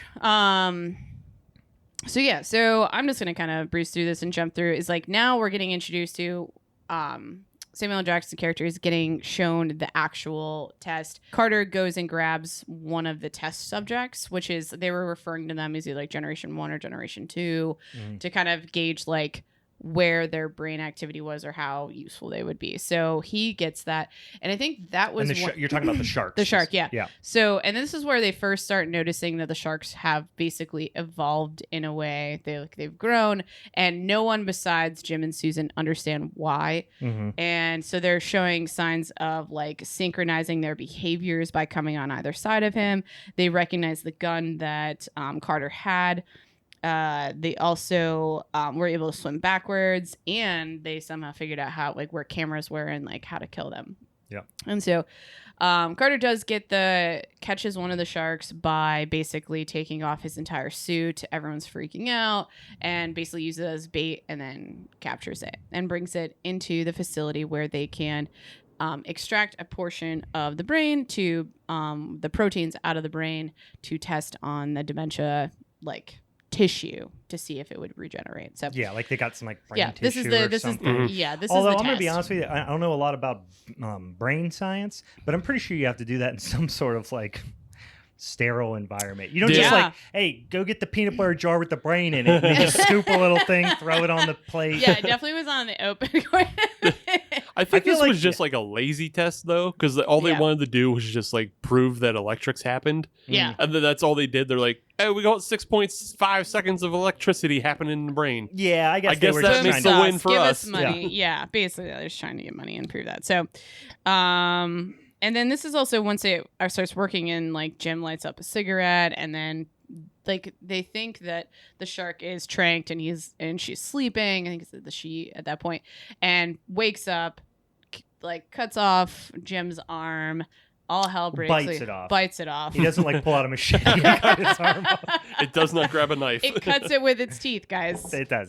Can we? And it was a good. You don't see it coming. No, which is cool. And I think that this movie, in ways besides sharks being pretty fucking terrifying in general, and they're clearly killing machines. I mean, there's just good, I think, jump scares because you just don't always know what's gonna happen. They kind of come over out of nowhere, which is good. I think they did a good job on that. Yep. But then, so the shark is clearly attacking, and Carter tries to go and grab a gun to basically, we need to fucking kill this thing. This thing's dangerous. Yeah. And Susan is so obsessed with the fact that she needs to keep these things alive because So it's the only horny thing for that shark fucking brains. matters. Yeah. So horny for him. Which- that she drops it down and lets the shark go. What, at this point, why? This is why? Why Yeah, not just kill it? Yeah. Are you? First of all, don't you got? Well, they other ones? just did the first test. Why would you kill it? Because it was successful. So now you know your dumb shit works. Get rid of that shark and start with the other But the worst ones. thing it did was bite off someone's arm. Why the fuck would you kill it? Because it's a menace. Well, and I guess at this point, I guess you're right, because it's you did just bring this shark in here and stick a needle in its brain. If it wants to bite your arm off, it's justified. Yeah. But at the same time, the reason she didn't want to kill it is because they had genetically altered its brain to make it super smart, which the rest of them don't know at this point. Right. We learn it very soon though, so that's fine to talk about that, which is great. But yeah, so she Oh, thinks. by the way, Saffron Burrows, she sucks. She's a bad actor. Yeah. Yeah, but I also feel like she's almost feels fairly insignificant to a certain extent throughout this. Like she just doesn't do I mean, she is significant in like the storyline of it, but like as far as her interactions, like it's not focused on her completely. Besides the fact that she kind of not like, really. Yeah. like she just like basically She does feel on the facilitated all this. periphery a Yeah, lot. like Yeah. she facilitated all of this to happen, and you basically throughout the whole thing want her to die. Yeah, Mhm. Rennie Harlan definitely. This script in maybe Rennie Harlan definitely has like a real misogynist bend to it, because despite her being probably the smartest person Mm-hmm. after Stellan Skarsgård gets killed, they all just tell her to shut up. Yeah, constantly. Right. Like they're constantly telling her. And to then Thomas Jane, who's like, I mean, just can't read. I like him. I like him as an actor. He's bad in this, and Yeah. also he's apparently a moron. Like Yeah. he has no scientific nothing. He just Right. kind of Wait, why do you think he's bad in this? he's a bad actor. he's just not. He just I don't delivers know. a bunch of the lines super flat. He doesn't. Mhm. Yeah, I But mean, but is that him or is that him just like literally getting fed shitty lines? 'Cause I think there's, no, like, I think it is. I don't Yeah. think he's Yeah. a bad actor, but Yeah. he's bad in this. He does a bad job at this because he doesn't try to elevate any of his lines. Yeah. I think his like work with the sharks, getting What do you everyone mean out work of with the shark? He like you saw him do the fucking gymnastics. Oh on- yeah. He Come on. physically, All right. he's like an action hero in here, but like Yeah. here's what All of his probably. action work, I think, made up for him having shitty lines. Well, on here's the cross thing ramps too. in It that one. probably is not fair to compare because you have Samuel L. Jackson, one of the greatest fucking actors on the planet, in the same room with Stellan Skarsgård is a great actor. He's dead. Mhm. Mhm. You have Samuel L. Jackson in the room with a bunch of not great actors. Yeah. Mhm. None of them can stand up to him. Like he's just gonna Right. fucking mop the floor with everybody. Right. So Right. it makes Thomas Jane look even worse compared to Samuel L. Jackson because Samuel L. Jackson is taking shit lines and turning them into fucking gold. Yeah. And then Thomas Jane is taking shit lines and just delivering them like shit lines. Right. You know? So it's not necessarily his fault. Like I'm saying, I'm not thinking he's a bad actor. It's Mhm. just He didn't care about this. He didn't Yeah. care. Yeah. Samuel L. Jackson is being a fucking pro. And yeah. Yeah. So now that we understand that sharks might be like fucking shit up, like they get to I The think shark there's that cuts same the power. shark cuts the power. They're smart sharks, dude. He cuts the power. I like that a lot. Um, I just imagine like a Halloween remake, but with sharks, and they're like the phone line's dead. The shark cut the phone line. Oh no. oh I my mean, that's God. why there's so many of these shark films now, is because of films like this. Mm-hmm. Like it was so doofy. Like you want to blame Sharknado, but the reality is it's this film Yeah, and all the doofy. this Wow. was the first. Wow. It was. This was the first. No, well, Jaws 3D. Jaws 3D is also terrible. That's Yeah. that really is the origin because that's the first one where a shark holds a grudge against a human. Yeah. And chases them to SeaWorld. That's really the origin. Yeah. This movie is definitely unapologetically dumb. Yeah. Not in a bad way, but just like in a fun way. Honestly, I Yeah. think it's a fun movie. It- but it's- it's unapologetically dumb. But it literally is like the shark cut the power. Yeah. Like Mhm. that's. But that was the whole explanation. point that like they got smart. Yeah. Yeah. That was the it's point. Dumbass Jurassic Park. And is they what, play it you know. straight as a fucking arrow. Yeah. Too, Yeah. which is what I like. They Bullseye. they don't do tongue in cheek. They're like, Right. no, the shark cut the power, Yeah. guys. Figured We're it out. fucked. It knows everything about this facility. Yeah. So The shark. I just imagine guys the are shark like- clicking away. Yeah. Basically, like what Newman does in Jurassic Yeah. Park, but it's the shark at a desk with a cigarette in its mouth. that'd be No, that's perfect. Samuel L. Jackson. Oh yeah, at the that's desk Samuel L. with the Jackson. cigarette. Hold Yeah. on to your butts. Yeah. I was just trying to imagine like the shark reading, like it sees signs and it like recognizes the sign for electricity. It's like high voltage. I'll knock this out. Oh, speaking of signs, I don't know why I forgot to mention this in your movie because we just like thought about this. I had made a note. There was like a no trumpet sign that got like pulled down. Do you remember that? No trumpet. It looks like a trumpet on a sign with a cross in it. I'm gonna find it at some point, and it's in your movie. I was Zero. like, Zero brass instruments. Yeah. This is a woodwind and string area only. You Yeah. can percussion and that's it. No percussion. yeah, Definitely no percussion, but also no brass. yeah. No, I don't. Sorry about saying that. let's not forget the next scene. Jim, they're trying to call for fucking help. Jim gets brought upstairs. See, now I'm like so distracted by like. I know we're throwing you all off. I Sorry. am. No, yeah, you should have. There's just a lot to talk about in this movie.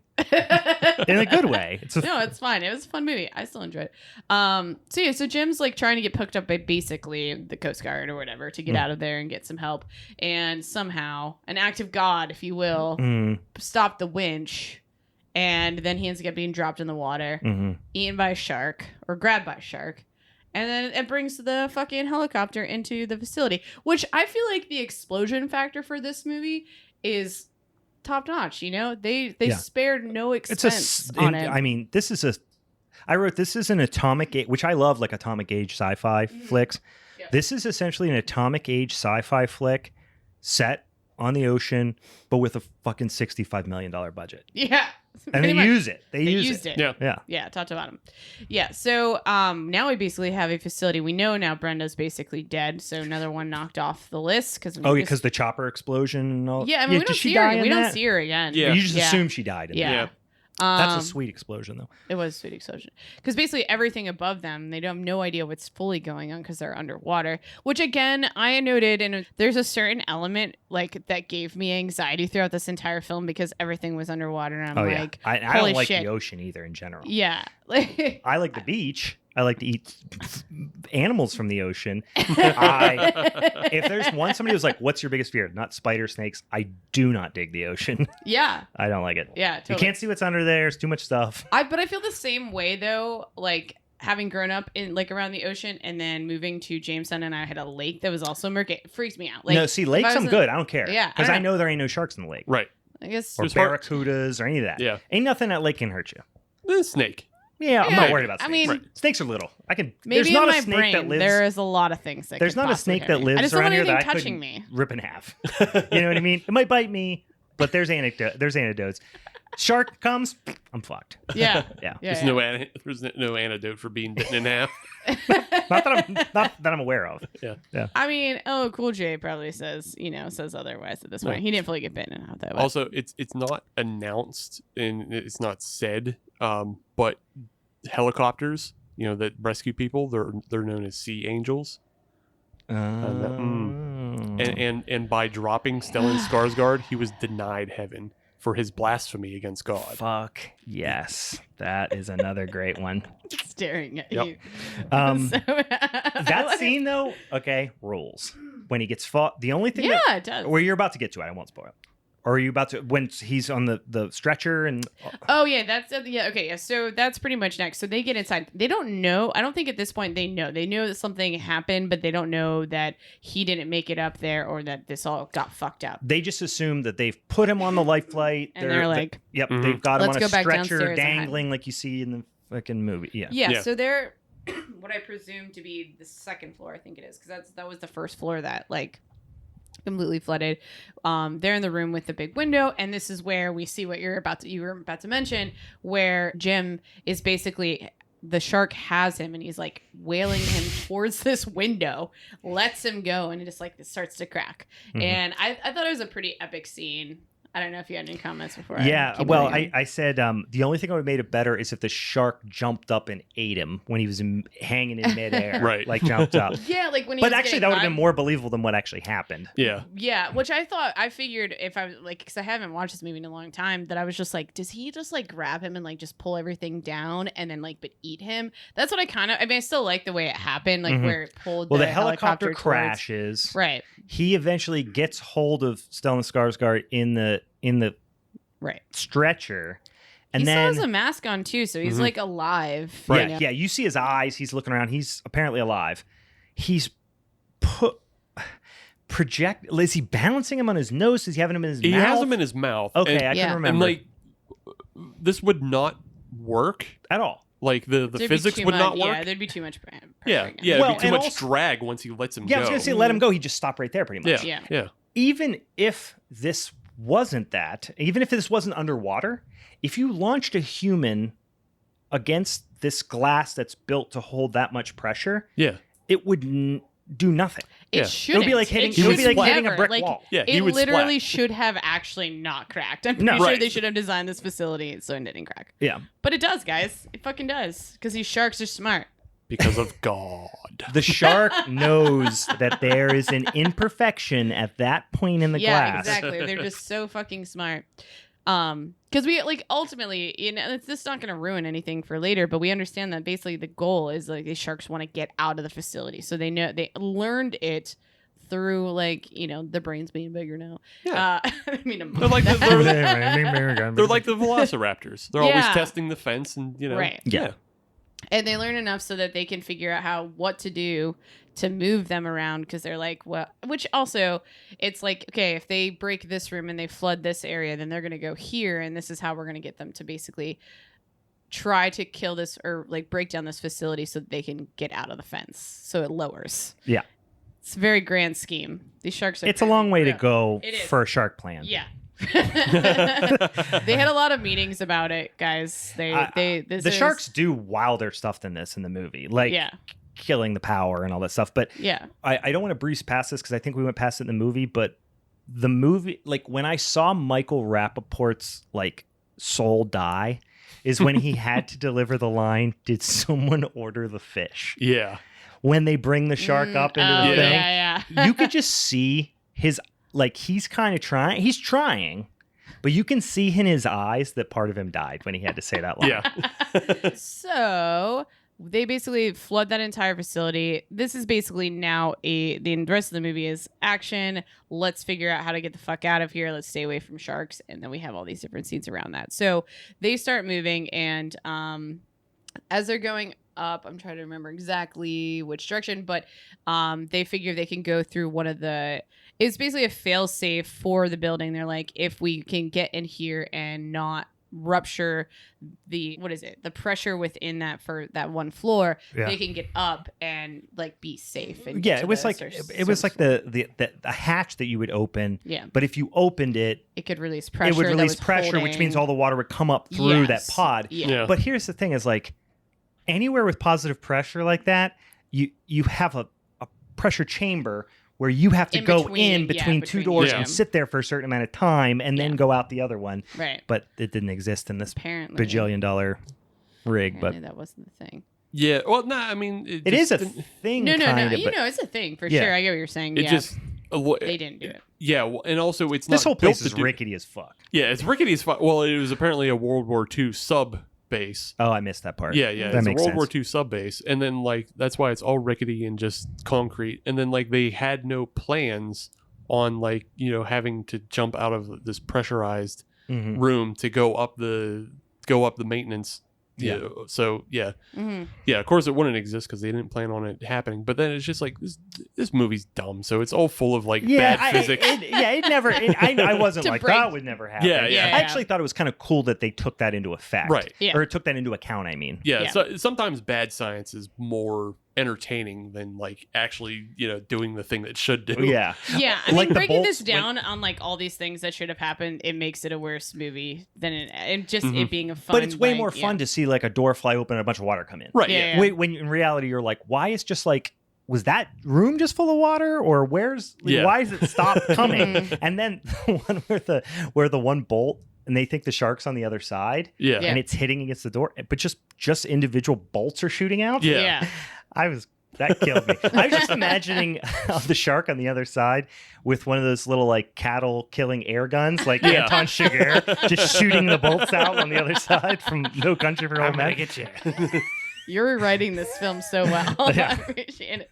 I but- was also stoned when I watched it. Good call. Yeah, this is a movie you should be stoned for. Yeah. It makes it a lot more fun. So they basically realize that you need to go down to go up, and so they get. I'm trying to think exactly which room they went to next, but They go to The- the sub room. yeah. So which the is what sub we're. room is like this because this is I know where we and Samuel L. Jackson ends up dying. So like again to go down to go up, they go to that room. I think they also believe that they can use that submarine to go outside the facility. Mhm. And so in this room, this is where Samuel L. Jackson basically breaks down because they kept talking about like, oh, you know, you were part of that avalanche thing or like that. Yeah, they kept snow. alluding to it a little bit. Yeah, Mhm. and so we're basically touching on this, like how somehow maybe it is significant, but it's significant for him. But I still don't understand why that would be part of like his reputation. I don't know if you I think guys the more idea was context. like so he was trapped in an avalanche for a long period of time. Mhm. It was like this traumatic experience, and it kind of played into his character in that it motivated him to like do all the business things he does. Okay. But then also now they're in a similar situation where they're stuck in this space, and he's going to be the one that's going to have the experience and composure and everything to get Right. out of it. But then, of course, Right. he doesn't. Yeah. Yeah, he's supposed to be the survivalist of it all. Mhm. Right, and he basically is just seeing them all at each other's throats, like especially like going after Susan because she basically Shut facilitated. up, We Susan. we fucking learned that. Shut the fuck up, Shut Susan. the fuck Yeah. up, Susan. This is where we basically had just learned that she had genetically modified the brains to make them bigger, so this is why they're attacking. Which I do like Michael Rappaport's line where he is just like, "You see what they did there? They fucked with the sharks, and the sharks fucked them up." There's a couple other ones. I think I don't remember if it's Michael Rappaport or if it's Ladies Love Cool James, but he does a great, there's a line, one of them goes, "No way, man, sharks are in there." Do you remember the line? I forget which one of them said it. I Yeah. wrote it down because I remember laughing out loud at that, but I cannot remember which one of them said I it. can't remember. Yeah, I think it's Michael Rappaport. I think it is Yeah. too. Yeah. No way, man, there's sharks in there. Yeah. The way you said that, it definitely sounds like not. Well, like, I sound more like Michael Rappaport than LL Cool J, yes. So yeah, so Samuel L. Jackson's trying to calm everyone down and be like, "Hey, you guys need to understand, like this. We need to basically get our shit together." And it alludes that basically the team when he was on that trip killed 2 people because they were just like not holding this shit down and keeping it together and like yeah. So, but in that moment when he's doing that, he gets attacked by a shark and dies, and that was the end of him. And that was The kind of shark a bummer. jumps up out of the fucking... Yeah. I remember as a kid though, like freaking freaked Oh, the yeah. fuck out about This that. is like, why this movie is fun to watch with people, because there's a couple times shit like that happens that you're not expecting. Yeah. Mhm. Now, when you go back and look at it, you're like, oh, of course this is coming. But the first Yeah. time I remember watching it, I was like, oh, fuck. Right. Yeah. Yeah. For Yeah, sure. like nobody expected it at that point because like this is really when Samuel L. Jackson is coming into his stride Mhm. Mhm. as a big name actor because we're past Pulp Fiction, and he's starting to get bigger roles and starting to become a leading man, Mhm. and then like they just dispatch him 40 minutes in. Yeah. You're like, oh, what? In the most just, absurd, out of left field way. Mhm. And I think in a ways there's just like there's a mild like tropiness to like they're like we can't have 2 black people survive, which I mean at that time, you know what I'm saying? Like you guys know what I'm talking about. 1999, like, especially with I mean, this I hate it. director. Like, I think it's stupid if it's Yeah. like racist This and dir- tropey. Well, this director has proven that he I mean, maybe... if he is, if all the religious connotations Well, for sure and that and lines the up. women can't be smart and... Yeah. Yeah, for sure. Women can't be smart. Women do have to tear each other down because that's literally all short hair blonde doctors like role, huh? Jan. Yeah, that's all her role is Mhm. is to like tear down Susie and then get bit in the vagina. Right, but they make her such a weak character in general too. Like Mhm. she's always just like the support of someone else, Mhm. and then does that. Yeah. You know? Like I think she's supposed to in a way mimic the character in Alien. The short hair blonde woman in Alien. Yeah, I know. Like she's very similar in that like she's just like constantly fearful and like Right. just a victim of circumstance in a lot of ways, whereas I Sigourney really wanted Weaver her to is die the one sooner. who I just wanted her to like gone pretty quick. There. Yeah, like they definitely make you. she's incredibly unlikable. Mhm. Jan is. Even though she shouldn't, 'cause she seems like in this way, like she's like, oh, super sweet, and it's like, meh, meh, meh. But you're like, no, I actually hate you. Yeah. If she was more of just like a victim, I guess that's more tolerable. Mm-hmm. But like she's always actively just telling Susie to shut up and tear her down. Like, she's doing everything that like the men want to do, I guess. Yeah. Yeah. She's like, she at one point's like, "Shut up, you bitch," Yeah. or something like that. Yeah. All right, so now we have. You can imagine the people writing the script, and what the fuck is the director's name? Whatever his name. Rennie He's just- Harlan. Yeah, Rennie Harlan's going. Okay, this is the time where they tell the bitch to shut up. Wait. No, we can't do that. Somebody will get mad at us. All right, have one of the other bitches tell the bitch to shut up. Just fucking full just whole group of guys just in the fucking writer's room. Yeah. I know at one point around this time too, we jump back to Ladies Love Cool J. Sorry, no. James, Cool James. Cool J. Use his Christian name, please.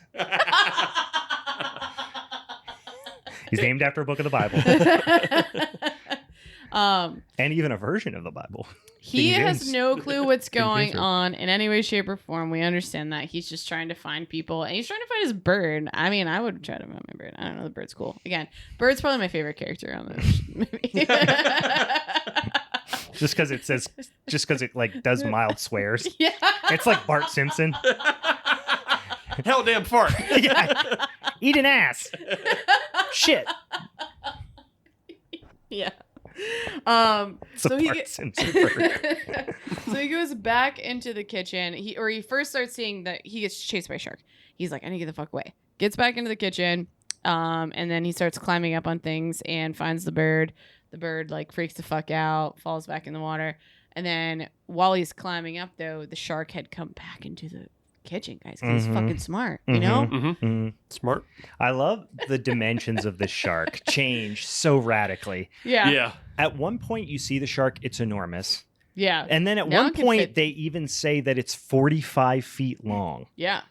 Now, And then when you see But there it are in these multiple, too. hallways, there are. yeah. But the biggest one, when it's inside, couldn't be more than 15, Right. 18 feet Yeah. long. Yeah. Yeah. No, for sure. It 'Cause does I- look 'cause like a it's- smaller one. Yeah. It's 45 feet is fucking wild. that's big. That's Yeah. bigger than the biggest great whites. yeah. So like, Oh, by far, like twice as big. Right? yeah, and it's like a tiger shark, isn't it? Yeah, So it's it's not a even- mako. It's a Didn't they mako, call it a yeah. mako? It wasn't Or a maybe mako. there's one of each. There was maybe there's there a mako was and a a tiger tiger. shark at one point. There was. Yeah. They did mention that. Yeah. Yeah. Yeah, it was one of each. But yeah, it's like none of these sharks are big enough. I'll put it this way: a whale shark is 45 feet. Okay, there you go. And that's barely a shark because that's like the one you can pet and hang out Yeah, with. that one doesn't fuck around with you.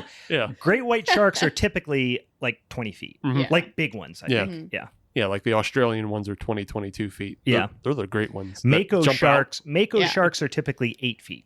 out. Yeah. That's Okay. what I'm looking at That here. makes sense. This one's 45 feet. Yeah. So just 5 times and then a child bigger. Yeah, That's so funny. and it can fit in the door of made for a human. Yeah, right. yeah. And subtly too. Sneaky. Sneakily. It's just like And, like that door was not open very long. Yeah. it's pretty much that SNL skit with the land shark. Yeah. It's pretty much that. Sneakily in 3 feet of water because the water is only up to LL Cool J's waist, I believe. Yeah, like Yeah. So maybe like chest yeah, almost. yeah, dorsal fin and all, from dorsal fin to the bottom. Yeah, it's 45. It's a really long, skinny shark. Yeah. I feel like it rolled over onto its side to hide its dorsal fin. Yeah. Yeah, and then just kind of like paddled along. Oh, Lisa, now I'm It would imagining be the shark. this. Now I'm imagining the shark like knocking on the door, like Candygram. What? Candygram from Who's- Mongo. Candygram from Mongo. Oh man. So to roll through this scene, LL Cool J, he ends up in a stove and the shark figures out how to turn it on. That's pretty much what I saw. Yes. At least they acted like it was an accident. But Yeah. but then LL Cool J was like, "Why are you doing this to me, God?" Like, yeah. yeah. So Yeah. at first I'm like, But he was drinking though too, and he's just like yeah, God you was know, like, don't drink. Yeah. God punishes him anytime he gets out of line. Yeah. Yep. Anytime he drinks. That's when his bird gets eaten and he gets Yeah. shoved in an oven. LL Cool J, his God is a real micromanager. Yeah. Yeah. Real taskmaster. Yeah. His God is watching for sure. And then later at the end of the film, But like those 2.8 million starving people in India, that Not a like, big deal. He's not worried about them. Yeah. He's worried about LL Cool J. yeah. Yeah. Later at the end of the film, LL Cool J does a swear during his prayer, and that's why he gets attacked by the shark. Oh, Shouldn't have done the swear. Yeah, shouldn't have done swears. swear. Yeah, No should have swears. done the swear. Get a little But he slap got on the rid wrist. of the bird, and I mean, the bird was like the bigger swear problem, you know? Oh yeah, it got eaten. It got eaten for its transgressions. All right, so Uncle Cool J gets out of the oven somehow, miraculously hit enough like force to like break Rip through to through the metal, other. yeah. Yeah, break to the other one. Gets out.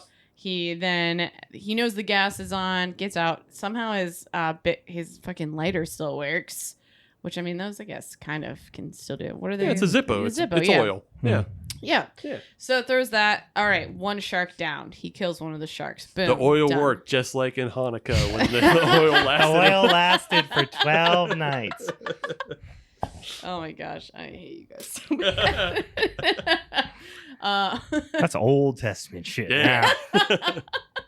Vengeful Old Testament something God. about you guys talking about religion so much has made me feel really uncomfortable. Yeah. It has nothing to do with this and like the movie. I'm just like, yep, okay. A lot of Jesus-y stuff. Awkward. Don't pick Power of Christ films. Then. Yeah. Don't pick Kirk Cameron movies. Fuck you. I do like that they took the fisheye lens literally. Mm-hmm. They used the fisheye lens when you were in the shark's Yep. purview or a viewpoint, POV. Yeah. I felt like somehow though the sharks could see worse than the people because like whenever they were underwater they were just like, yeah, let's go. Like they were able to talk to each other and the sharks would just be like just the way they filmed it. You know, when they're like Yeah, so because here. aren't Not only don't the sharks supposed to have like almost a 360-degree view? I'm not Because sure of, about that. I don't- or maybe I some think other it's just, fish do. maybe- There's certain fish because the way their that's why their eyes are positioned on the sides of their head. Right. Yeah. Maybe not sharks though. Yeah, I'm not sure about the effectiveness of Shark Sight. Great research. Yeah. It's not my film. I don't have to do shark research. That's true. But you should have done piranha yeah. research.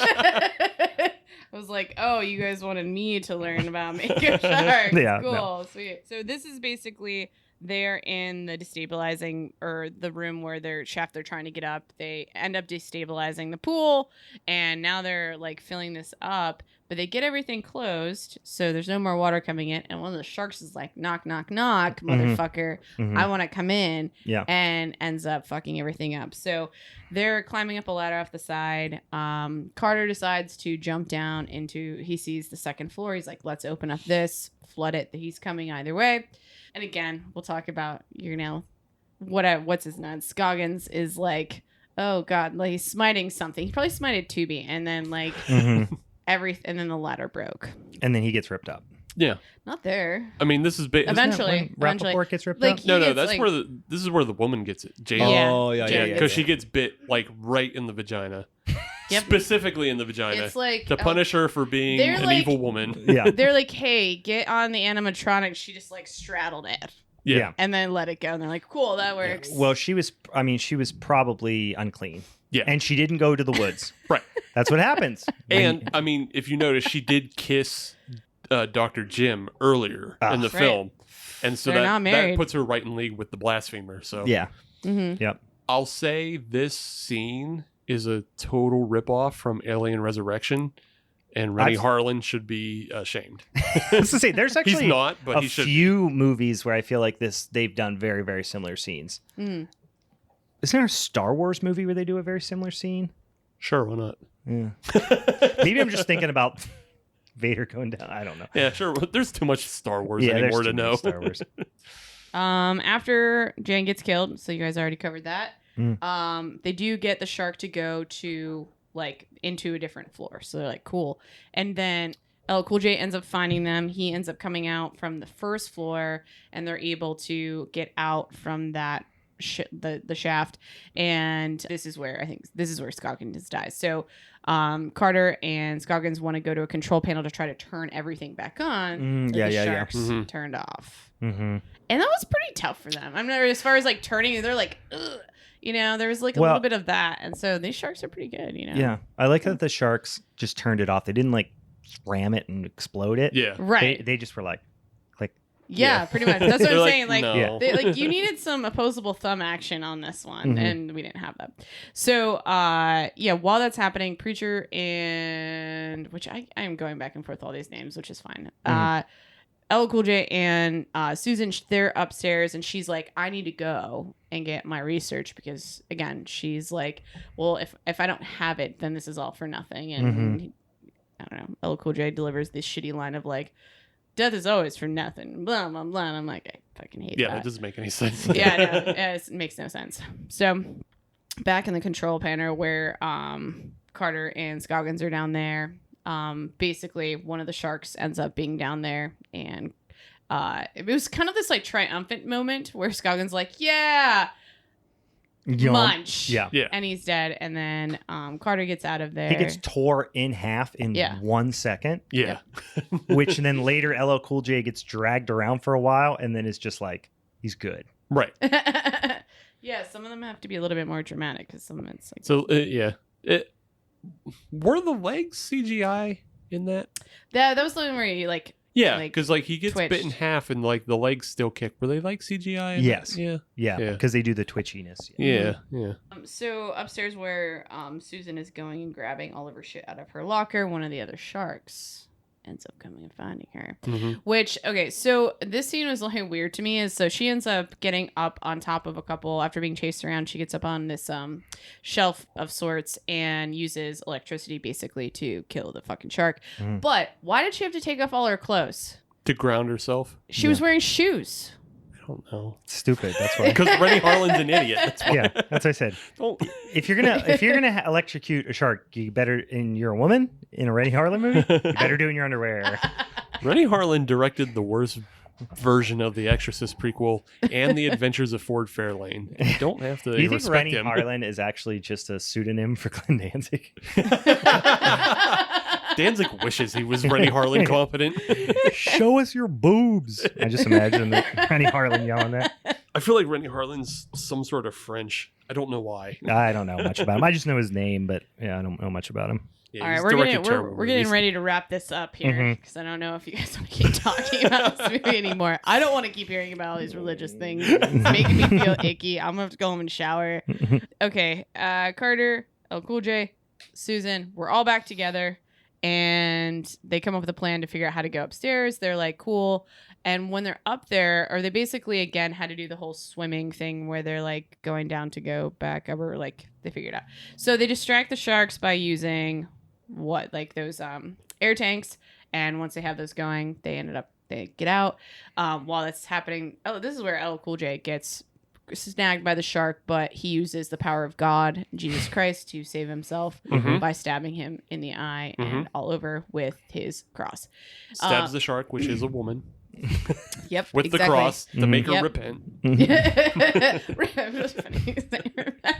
That'd be pretty funny. Yeah. So What if you just like anointing him with oil at the same time he's happening? And then the shark gets saved because, of course, Ladies Love Cool James Mm-hmm. performs, Performs a miracle. a miracle Yeah. on the and converts the shark and baptizes it I because was it's gonna say already in bapti- water. Yeah, it's already in water. So he Yeah. baptized the shark at that moment because it was already in I water. understand that you guys maybe need to relive your childhood to like get past it and get past all That the was. I trauma. didn't realize he was baptizing the shark. Yeah, that's what it really was. Yeah, Yeah. Our bad. Uh, We All right, missed those Susan and Carter. subtleties. The of shark, Deep Blue Sea. the shark was saved. Yeah. The shark had accepted Jesus Christ as Lord and Savior. but still died anyway, you know? Well, but he went to heaven. So Yeah.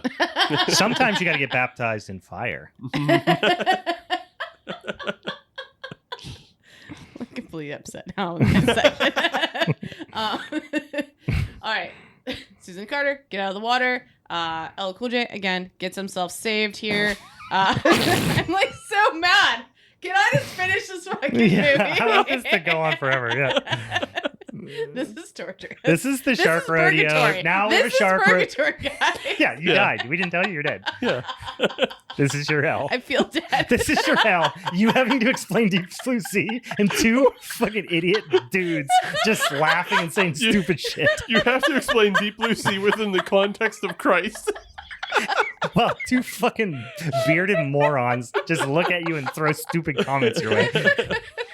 This is my We're just gonna hell. start flicking cigarettes at you too. This is your penance for being a woman. I Yeah. am not looking forward to our live show now. We will have been asked to leave by this point. Yeah.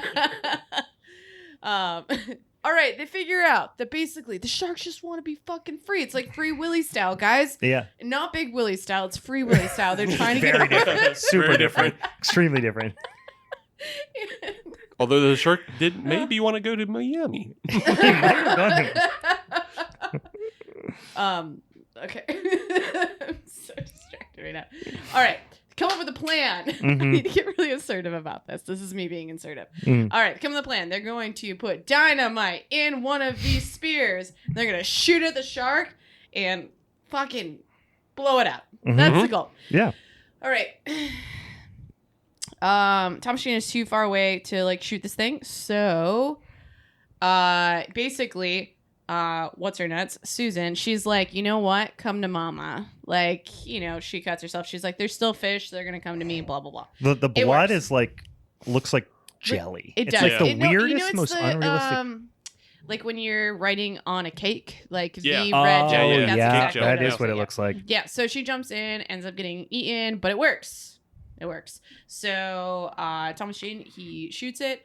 LL Cool J fucking puts it on the battery. Boom. Kaboom. They're saved. But he's like waiting forever to do it. Yeah. Like, it's kind of unbearable at that moment. But Yeah, it's excruciating, and also it's just like her jumping in the water did nothing. I was gonna say, so that's what I figured is. I mean, you what got the it closer, fuck was so it her got them wet. plan? Yeah, because Thomas Jane still had to get in the water. I think she was Yeah. planning to kill it. I think she was like, she's basically killing herself. Yeah, that's what Like, I was thinking. It's like, so she Christianity wanted it is. closer so that he Yeah. could shoot it. Mhm. Listen, and guys, wanna hear we're about getting a more little bit about further religion. into Christianity is a religion based I on am human not sacrifice. converted. I am not converted. No, That's no, fine. I would urge you not to. But Yeah. it's Brian and I aren't saying this in support of yeah, Christianity. this we're isn't just pro Christianity. we're I'm just saying- explaining the Yeah. film within the confines. Yeah, I mean, so I mean, if you think about the heart of it, it's based on a human sacrifice, and God gave His only, Son to the world as a sacrifice, so that they didn't have to burn in hell forever. So this was her human sacrifice. This was her moment of sacrificing herself. This Right. was Sir Jesus on the cross moment. Yeah. Because she's still ultimately throughout the whole thing thinks she's Jesus. Mhm. All right, I am done Mhm, talking about this movie. Yeah. Do you have any other comments? Because I mean, you guys said a lot of I things. did really, really wish, and I knew this wasn't the case because I've seen the movie before, but after they blow up the shark, and what I could only describe as conservatively 10,000 gallons of blood comes out of this shark. Yeah. It's a wild amount of it's a blood. lot. Yeah. Like take the explosion when It's they a do. 45-foot shark, though. I guess. I mean, it's a wild amount of blood. It's probably bigger than Jaws. So Yeah, yeah, I mean, yeah. yeah. But so after they do that, and Thomas Jane is kind of like just swimming around in there, whatever. Mhm. Eventually he gets over, lays down the thing beside him, and then of course the cavalry comes and saves him. But as Thomas Jane is like swimming back over, wouldn't it be cool if just like a really like much smaller regular shark just came up? Yeah. Oh, like the reverse of Piranha 3D. Well, yeah, Yeah, I mean, reverse so that's ending. basically Yeah, the which is like a stupid, regular-ass shitty shark. joke Right. that they made at the end. They're like, where LL Cool J's like, yeah, what if there's like how many sharks are there? And like, oh yeah, no, but we killed them. And then he moves his feet out of the water because Yeah. of that exact joke. Mm. It'd be funnier if he got Let me attacked by ruin something your that wasn't life even a a little shark. bit. Yeah, like God just threw a lightning bolt down right through between his eyes. Like not even something deadly, but he just gets like stung by jellyfish. Ow! Just- Fuck! what the That's fuck? pretty shitty. That's pretty shitty, yeah. Yeah. and then then Thomas Jane has to pee on him, like to Yeah. for the uric acid. Yeah. But then God sees it, thinks they're being gay, and kills them both. No! You guys are getting pretty gay down there. Zap, zap, kills them both. I said no to that. I explicitly said, don't do gay shit. Oh fuck! All right, guys. Are you done? Can you Yes, we're stop? done. I'm not releasing that as a Pride Month shirt. No, Don't do gay shit, God. says God. Yeah. It's not our Pride Month shirt. No. Oh man, I do think we should do a Pride Month shirt just because I want to antagonize Is it the 2010 the sh- boners? the shitty people who comment. I this last week, this is completely off topic, but all I've done is just went online, and because all these my college I went to posted like a Pride Month thing or whatever, Mhm. and also my grad school, which I went to, liberal arts grad school, where I was quite regularly the only straight person in the class. They post something about Pride Month, and then there's all these hateful fucking shitbirds come in there, and they're like, Yeah. keep politics out of school, and what the fuck are you talking about? And I just write shit to them on the internet. tell them they're stupid. I want to do it just so Good. we will get some shit talker. Brian wants to dunk on people on his own account. He doesn't want to have to go out and find I don't targets. want to have to go out and find people. I want to dunk on homophobes on our own page. But Chumming the waters with rainbow flags. yeah. All right, guys, it is time. It is time to vote on what flick you feel should reign supreme. Is anybody changing their vote? I like how you just looked at me and my answer's no. I still think mine was the most fun. Weird, but okay. Steve, what do you think? You did not ruin it. Come on, what do you think? No, Steve will never change no matter what. All right, but I'll as only a change. champ- I'll only change if it's a situation of like I've been assigned a movie that fucking blows. Okay, fair. What do you think? What do you want to do? What order you want to do this in? Okay, so yes, we have to go in an order. I'm gonna go backwards and say Meg. What's your second vote first? Okay. Bringing it down. I didn't actually even walk away being like, which one would I actually mark? So I liked both of them for different reasons, and I ended up liking yours, which sometimes happens. I feel like I end up liking your movies like differently after we talk. Mhm. Piranha 3D, fun, tits, fish, great. Hell yeah. Some summer 2010, whatever. But I think for substance wise, I'm gonna go with the Posture. Host. All right. Yeah, The Host had substance, but what movie do you want to watch again? I would actually watch that one again. All right. Yeah, all right. So who's going next? Yeah, you go next. Okay. I am going to pick, I think you guys already know this, I think Deep Blue Sea is a way funner movie. They're both silly, dumb, creature feature-ish type movies. I am always going to, not always, I'm normally going to pick a movie that takes itself more seriously because I like to laugh at the fact that they think that they're doing a good job. But I do like that they just fucking sent it and, just went all the way. Piranha 3D is fine, but I will probably never watch Piranha 3D again. And I have watched Deep Blue Sea probably 4 or 5 times and will probably watch it more times in my life. So Deep Blue Sea, I got to go Deep Blue Sea. Damn. So Steve, you are not taking home the belts. Yeah. He's not happy about it. He's not happy. Not happy about it. I'm trying to think. Now, are you going to genuinely say which movie you liked more, or are you trying to do some other shenanigans? Well, I'm trying to see if there's a way I can frame this. But also, it's just like, who do I want to take home the belt to? That's No. not the game. I know, No, but I'm don't saying, pull that is shit. there a way to frame it that? But because I just don't want to give it back to him. Yeah, I understand what I could look at your You're the one face and that know brought what it your up. brain's doing. What's that? You seem to have a lot of fun with Deep Blue Sea, though, No, it's Christian propaganda. I'm not watching more Rennie Harlan movies. I do not like him. Like, he makes bad movies and There he's is a bad person. one choice for you to make. I Steve. know. I know there's one choice. There's but one choice. I choose Bruce. He's a good dog. you know? Yes, I will give it to The Host. I don't think I'll ever watch that movie again either, though. Like, it's just too, It's too so bad. long and... I will go get the belt before I leave. But then I will order those belts. That's what- You guys can't see me. I am flexing. I'm sitting in a chair, but I'm doing the Shawn Michaels top of my body pose. Not happy about this. Because I walked in being like, no, mine was actually probably the most fun. And fuck you both. It's... no, I don't... No, I find that Deepest, movie... bluest. My Yeah. head is a shark's fin. Yeah, I watched that You clearly already song. made your decision, so. I listened to that song way more than I watched that movie. I like the song. I really like the song. It's fun. It's stupid. Apparently you're But not as like cool as Brian sitting through that garbage and then sitting through Brian's long ass movie. At least like there's substance. I learned things. I went out of my way to learn like Korean naming conventions. Mm-hmm. Your movie just reminded me of like trauma of CCD's class, and that made me mad. Yep.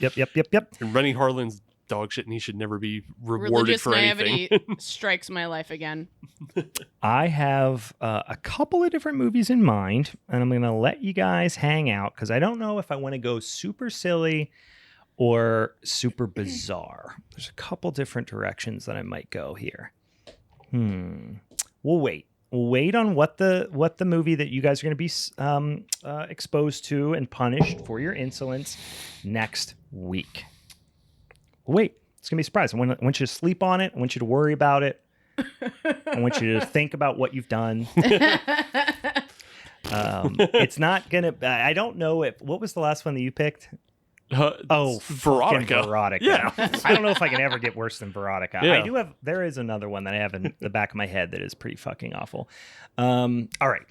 You can scare Meg all you want, but I'm just... Yeah, whatever. Have Show me you your s- garbage. All right. We'll wait. All right. I have a really, really awful one that I don't know if I want to watch again myself. Yeah. All right. Look, you have to, like, you've been getting the belt. Mhm. There's no reason to, like, really, really try to punish us with something bad. Mhm. I Except only for do... you did Veronica to me. Yeah, I did Veronica to you. You did a Veronica. did. You did a Veronica to me. I He did did. Veronica to you, but He that's did. because Yeah. Remember. both of you, kept the belt away from me from too long. Right. It's, I It's know. These now sound like back in sad its boy it's things now that, back in you its know. rightful hands, and I want to punish you for your insolence.